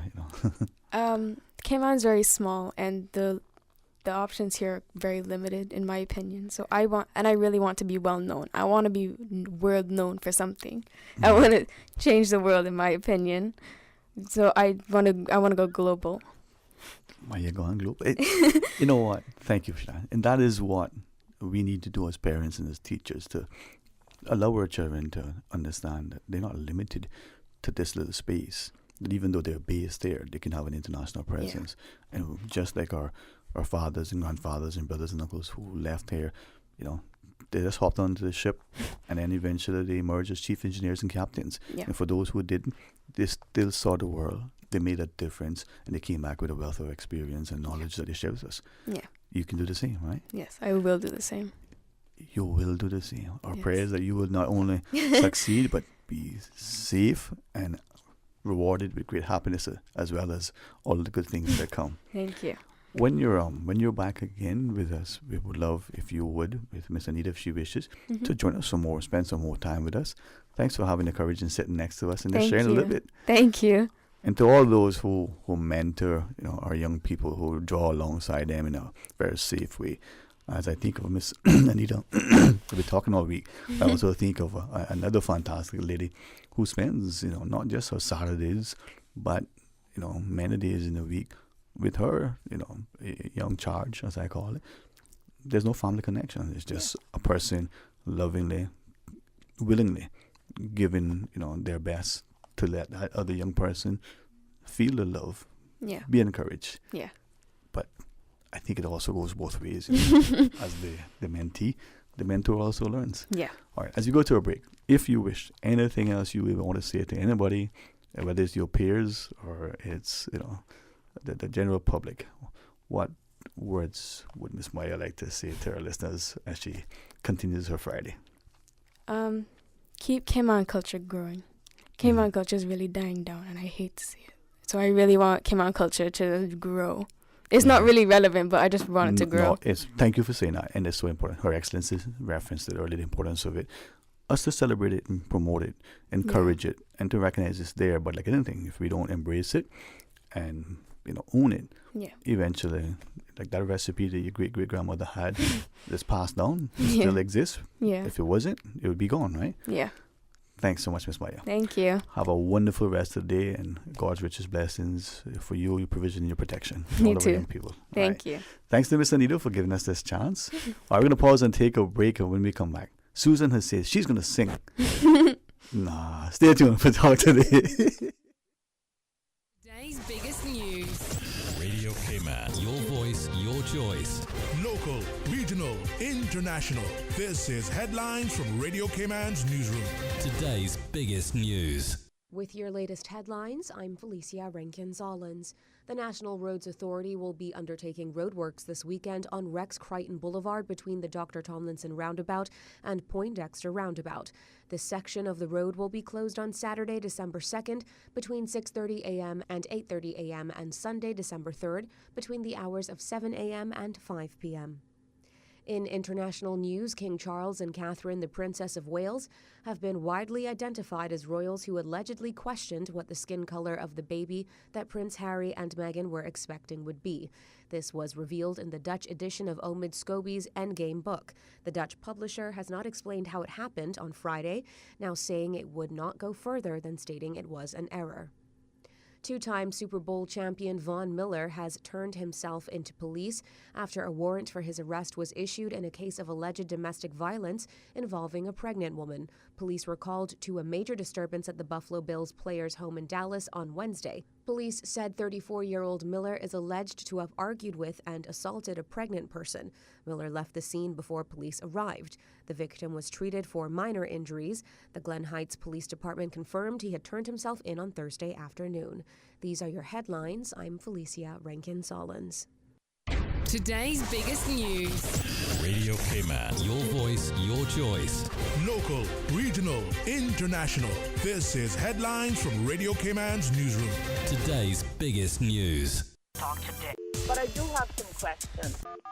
Talk today. Cayman Islands' foremost listeners' participation program. Talk today. Because there are more questions than answers. What the public is saying. Waiting to take your calls right now. Sterling Dwayne Ebanks.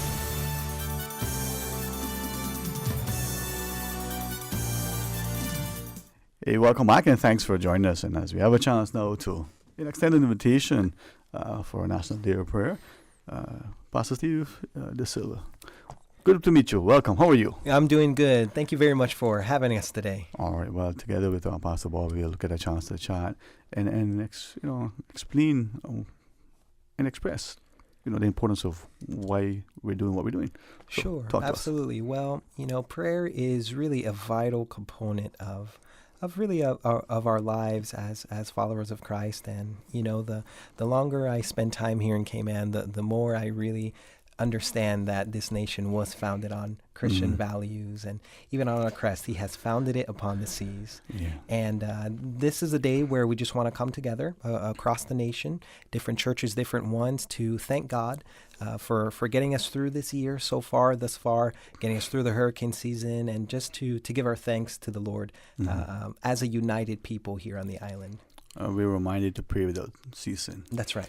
If I can respectfully ask, because looking sometimes at the unfolding geopolitical landscape, and I'm so grateful to one of our guests recently.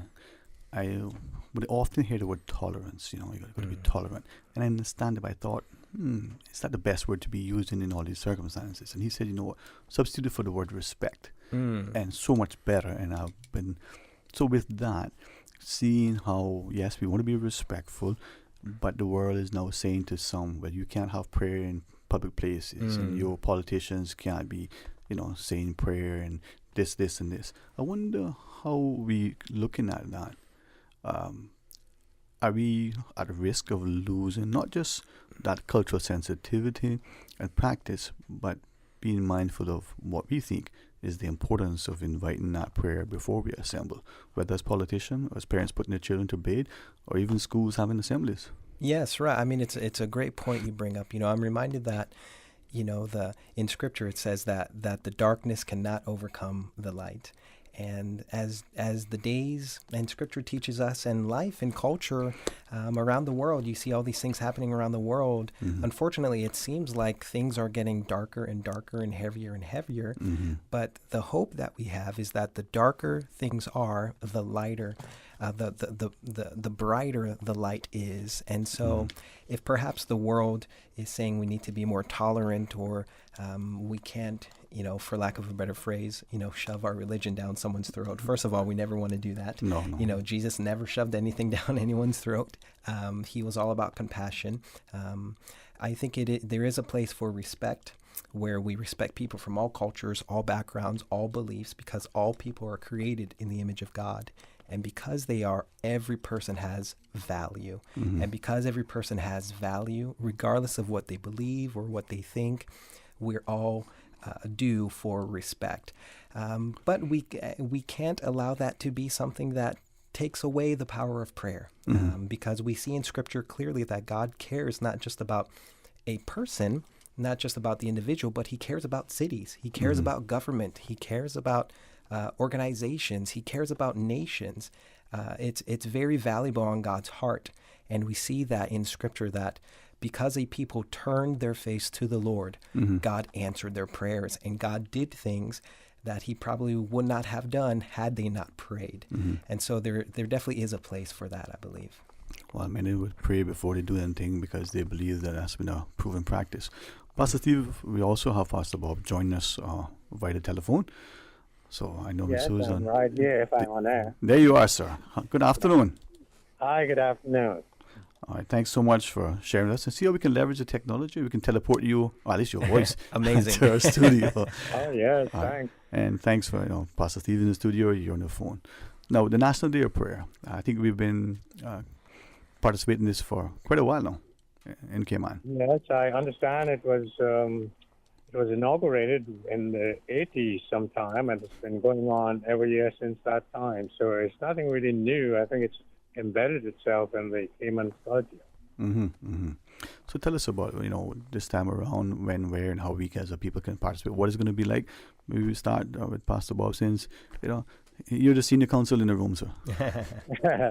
Okay, so it's going to be on Monday, this coming Monday, the 4th of December.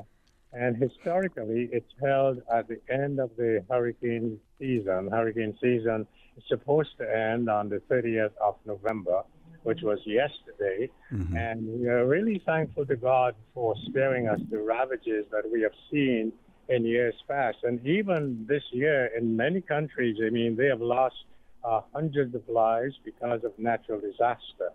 So we feel that the Cayman Ministers Association, that it's appropriate that we gather together and give God thanks not only for sparing us the ravages of the season, but here it is, we also have a new government transition that went through very smoothly, something that we do not see in many countries, and sometimes we take these things for granted. So it's going to be an opportunity for us as well to give thanks to God for the peaceful transition of power and to pray for the new government that is in power here in the Cayman Islands. So just for 45 minutes, we gather together at 12 o'clock so people can take an early lunch or a late lunch, as the case may be, and let's come together and seek the face of God and express thankfulness to God, gratitude to God. It's amazing when we are in need, how we go to God in prayer, but when those prayers are answered, when everything is going well, we don't take the time to say thank you, God. So it's an opportunity for us to all come together and give thanks to God and pray for our nation. And I really appreciate you referencing the political part, sort of ties in what we were thinking earlier. And if I may ask of you, for me, that peaceful, use the word transition, that change, wasn't unexpected. That's how I expected it to happen. It's part of our democracy. Government leadership amongst themselves decides, we would like to take this course of action. And it's not taking it for granted. It's recognizing, Pastor, as you shared, how, we have this beautiful thing. The UK had, 3 prime ministers in less than a year, and nobody raised, bat an eyelash about it.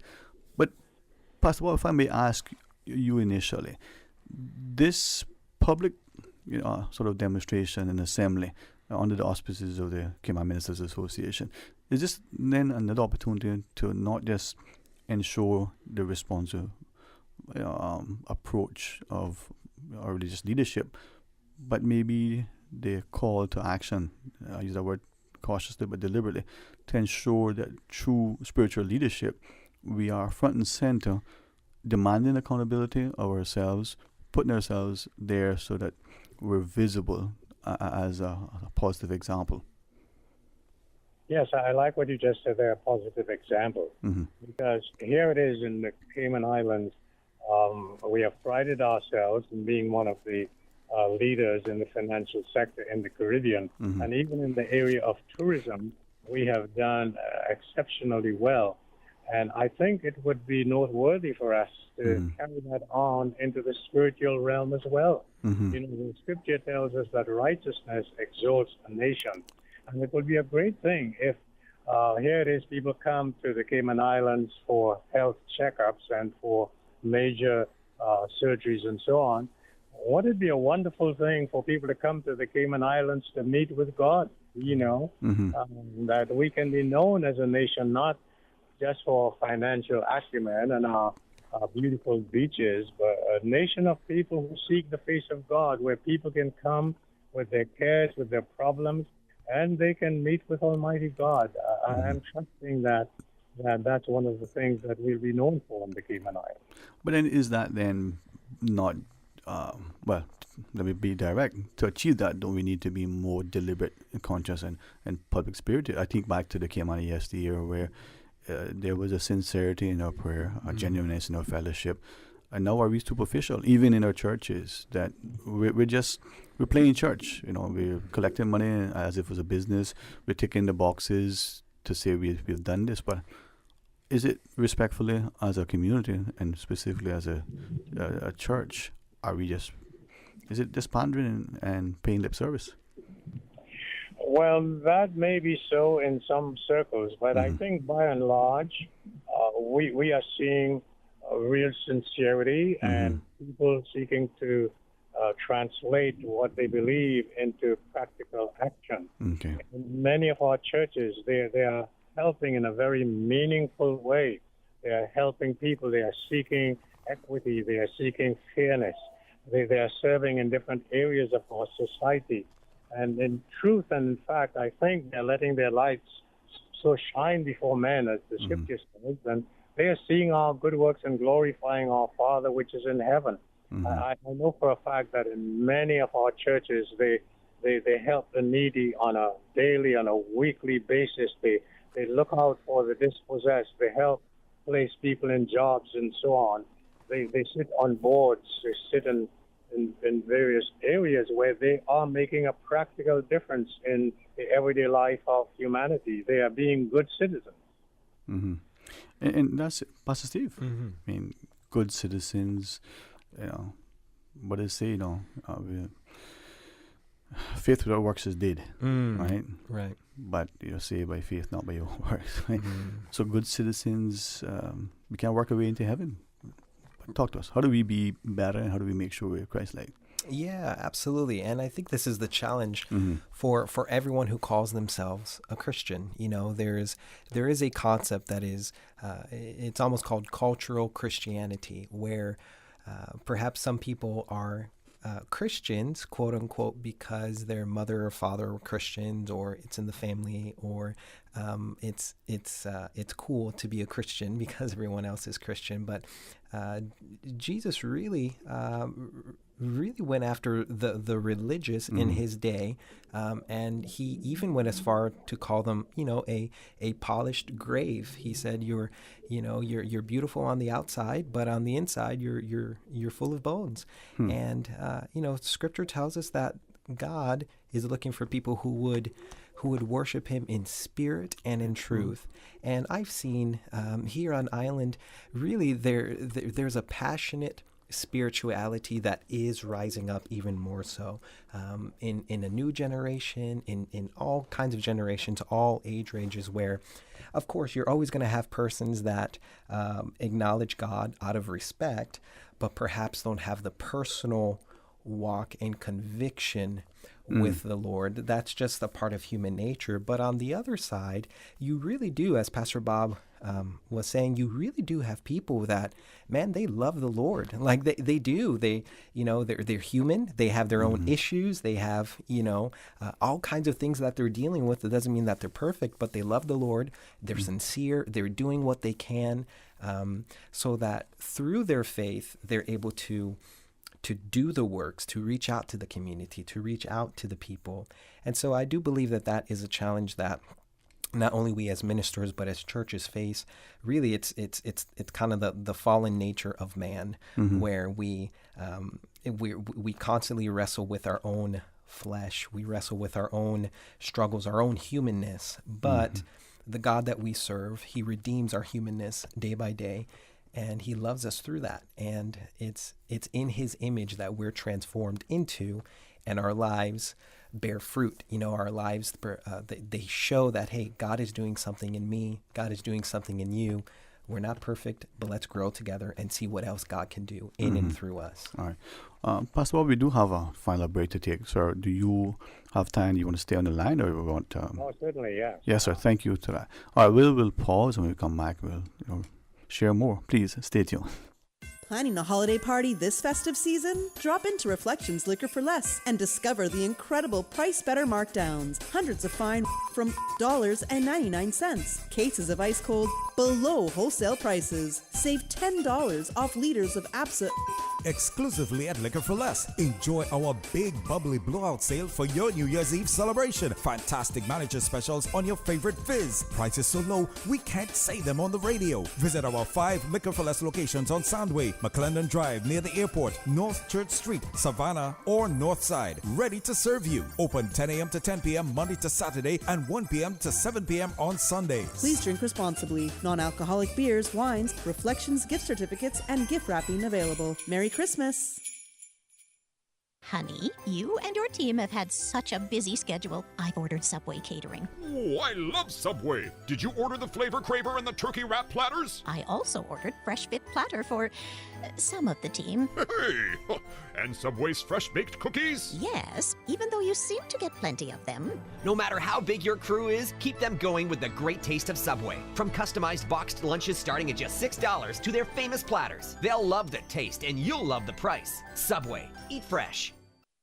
You know, as a little girl, I dreamt of traveling to faraway places and foreign lands. I tell you what though, no more dreaming. I going flying with Cayman Airways. How blessed are we in the Cayman Islands to have a very own national airline? Girl, you can fly to so many international destinations without the hassle of connecting flights. On top of Jamaica, Cuba, and Honduras, you got non-stop flights from Cayman to New York, Miami, Tampa, and even Denver, Los Angeles, Panama, and child, they now have Barbados. Going to be a little cafe con leche and Hollywood Squares for this old gal. Make your travel dreams come true with Cayman Airways, offering non-stop flights for non-stop adventures in Panama, LA, and many more places in between. For details and to book, call 949-2311, contact a travel agent, or visit CaymanAirways.com. Find your dream car with a Cayman National Vehicle Loan. Enjoy 100% financing, up to 8-year repayment, and a 7% fixed interest rate for the first 5 years. For eco-friendly cars, we'll waive your commitment fee. This only applies to new vehicles until December 31st, 2023. Call 949-8300 or email lending@caymannational.com today. Cayman Islands, clear your calendars because something extraordinary is coming your way. Ignite the Fire, hosted by Christ for All Nations, is roaring into the Lions Center from November 29th to December 3rd. Join us for an epic worship and gospel event, a monumental move of God that will transform lives and reveal destinies. Don't miss this 5-night, once-in-a-generation experience. Be a part of history in the making. Ignite the Fire, Cayman. Mark your date. November 29th to December 3rd at 6:30 p.m. nightly, and get ready for an unforgettable spiritual journey that will set your heart ablaze. Cayman and you will never be the same again. At Doctors Hospital, we know life happens, and usually when you least expect it. So when unexpected medical issues arise, you need quality care close to home. Located in the heart of Georgetown, our accomplished team of physicians and medical staff treat minor urgent conditions such as migraines, chest and abdominal pain, shortness of breath, burns, broken bones, open wounds, and more. 24 hours, 7 days a week with no appointment necessary. Peace of mind is important when life happens. At Doctors Hospital, we're always here just for you. Need to speak to someone? Call 949-6066. South Coast Bar and Grill up in Breakers, man, that is the place. For for traditional Cayman cuisine. Oh, you will love the taste. At South Coast Bar and Grill, we got conch and lobster and turtle stew. And every Sunday, come out with your family for the barbecue. Enjoy Cayman Thanksgiving this Sunday with local favorite dishes like Cayman stew beef, turtle, whelk, lobster, grouper, snapper, conch chowder, cassava cake, and more. For Cayman and cuisine, the talk today is South Coast Bar and Grill. Talk today. But I do have some questions. Talk today. Cayman Islands' foremost listeners' participation program. Talk today. Because there are more questions than answers. What the public is saying. Waiting to take your calls right now. Sterling Dwayne Ebanks. Hey, welcome back. And as we talk about the National Day of Prayer in our studio, Pastor Steve De Silva, and join us by phone, Pastor Bob. Thanks very much, Pastor, for both you, Pastor Bob, for sharing with us and taking time. Our pleasure. All right. If I might, Pastor Bob, the reminder to our public, it is this Monday at midday for the National Day of Prayer. Could you tell us again where, sir? Yes, it's this Monday at 12 noon, from 12 noon to 12:45. It's going to be held on the grounds of the Old Glass House. Mm-hmm. And what is very beautiful about that location is that we are generally able to have the shade of the trees that are there. Mm-hmm. And people are able to come from the administration building. They're able to park across from the administration building. And generally, those working in town, they're able to come in for it. And, of course, those who are out of town, they just have to make that special effort. But I really believe that it's worthwhile for us to make that effort to give thanks to God. I mean, God has helped us. And gratitude alone should let us know that we have to thank God for His protection, thank God for His provision. Yeah, and as you reminded us, many of us, unfortunately, only call out in our time of need, but do we pray and say thanks in the time of plenty? Pastor Steve? Yeah, I think it's back to the human nature, we all have our own pride that we're dealing with that, we have to almost crucify daily.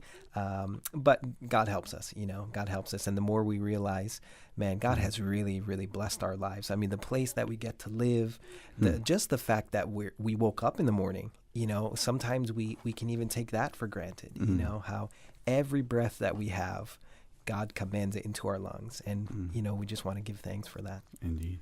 And then, Pastor Bob, to you, maybe as Pastor Steve was sharing, maybe we need now as a populace to be more deliberate and direct in our praise. How would you suggest to us that we ensure that we are prayerful and thankful? Yes. Okay. The very first commandment says, love the Lord your God with all your heart, with all your mind, with all your soul, and with all your strength. And the second, he said, Jesus, is like unto this: you shall love your neighbor as yourself. Mm-hmm. And so we must love God with all our hearts. But that love for God, it translates itself by love for our neighbor, our fellow man, doing to others what we would like to be done to us. Jesus said, by this shall all men know that you are my disciples, if you have love one for another. And that love is the agape love, where we will the best for others, where we do what is best in the interest of others. So that my love for God should also translate itself in my love for my fellow men, by doing all I can for their well-being, for their welfare. And let me just very quickly add this. One of the greatest things that I think we can do for our fellow man is to prepare them for eternity, to influence them for eternity, because we will all spend eternity somewhere. And God's desire is that all persons spend eternity with Him in heaven. And, as the song says, if I can help somebody as I pass along, then my living shall not be in vain. And so we should seek to help people both for time and for eternity. And that is maybe something we should not, fail to appreciate. Where is our eternity? We can't buy our way, I don't think, Pastor Steve. That's exactly it. Yeah. All right. I once heard someone say, if your heart stops today or Jesus comes back in 2 hours, where would you be? Just as a sobering thought. Well, some days I'm pretty sure I won't be where I would like to be. Sure. And some days I'm like, I might have a chance, but I don't know. And that's just the reality, right? Sure. But maybe that's just me. No, but I say that to know that we live in such a great place that we shouldn't take it for granted to share it. And Monday, for those who choose, we can fellowship in public, in a safe space, but know that it's heavily encouraged. I'm sure past and former present parliamentarians will be there, as many, public servants, private sector individuals, and just they pass away. Final thoughts, Pastor Bob, if I may? Or what would you like to say, sir? I was just thinking that the United States of America, every year, they shut down. One of the biggest holidays in the United States is the Day of Thanksgiving. Canada also has a Thanksgiving Day, where they set aside to give thanks to God. And I believe that the least we can do is to set aside some time this Monday. If you can't be there in person, just join in prayer and giving thanks to God for His mercy and for His goodness towards us. And pray also for our government, pray for our people. Yeah, that public declaration and acknowledgement, and as we do it privately as well. Pastor Steve, your thoughts, sir? Just thank you for the opportunity, and prayer is our lifeline, to God. And He knows our weaknesses, He knows our struggles, but He loves us too much to leave us the way that we are. And because of that, we want to give Him thanks for what He's doing. Thank you both. And Pastor Bob, I think some of you and many pastors have shared it as publicly. It's not only that, God calls the equipped, but He also equipped the called. That's right. Maybe we'll find strength and unity as we assemble to publicly pray. Thanks very much, Pastor Bob. Thank you very much. All right. And Pastor Steve, likewise, as we are prayerful with our thoughts and actions, maybe we'll see a nation that, as Pastor Bob shared, righteousness exalts a nation, but is the other part, sin is a reproach. That, I always think that we don't see our sins because we're too quick to magnify the little thing in our brother and ignore the big thing in ourselves, huh? Yes, that's right. That's right.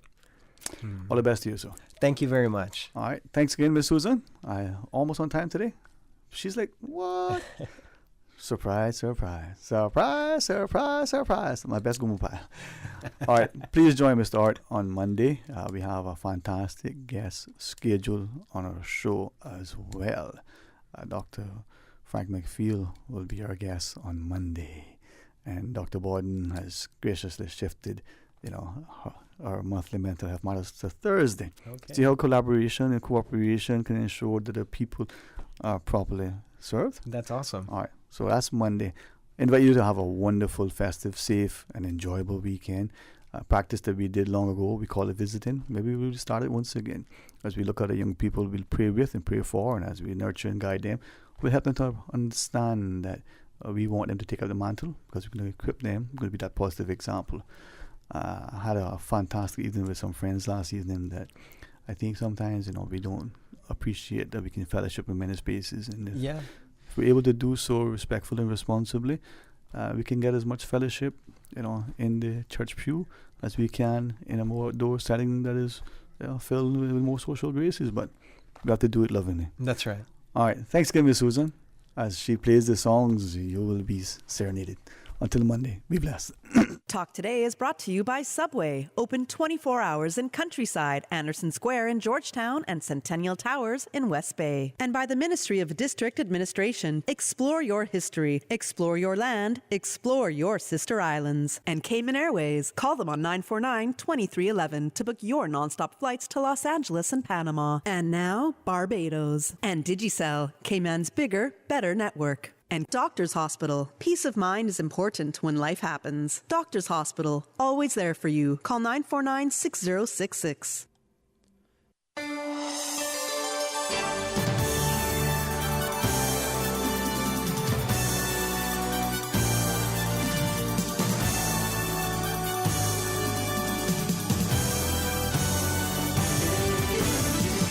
Here is where tradition never dies. This is your radio, Cayman.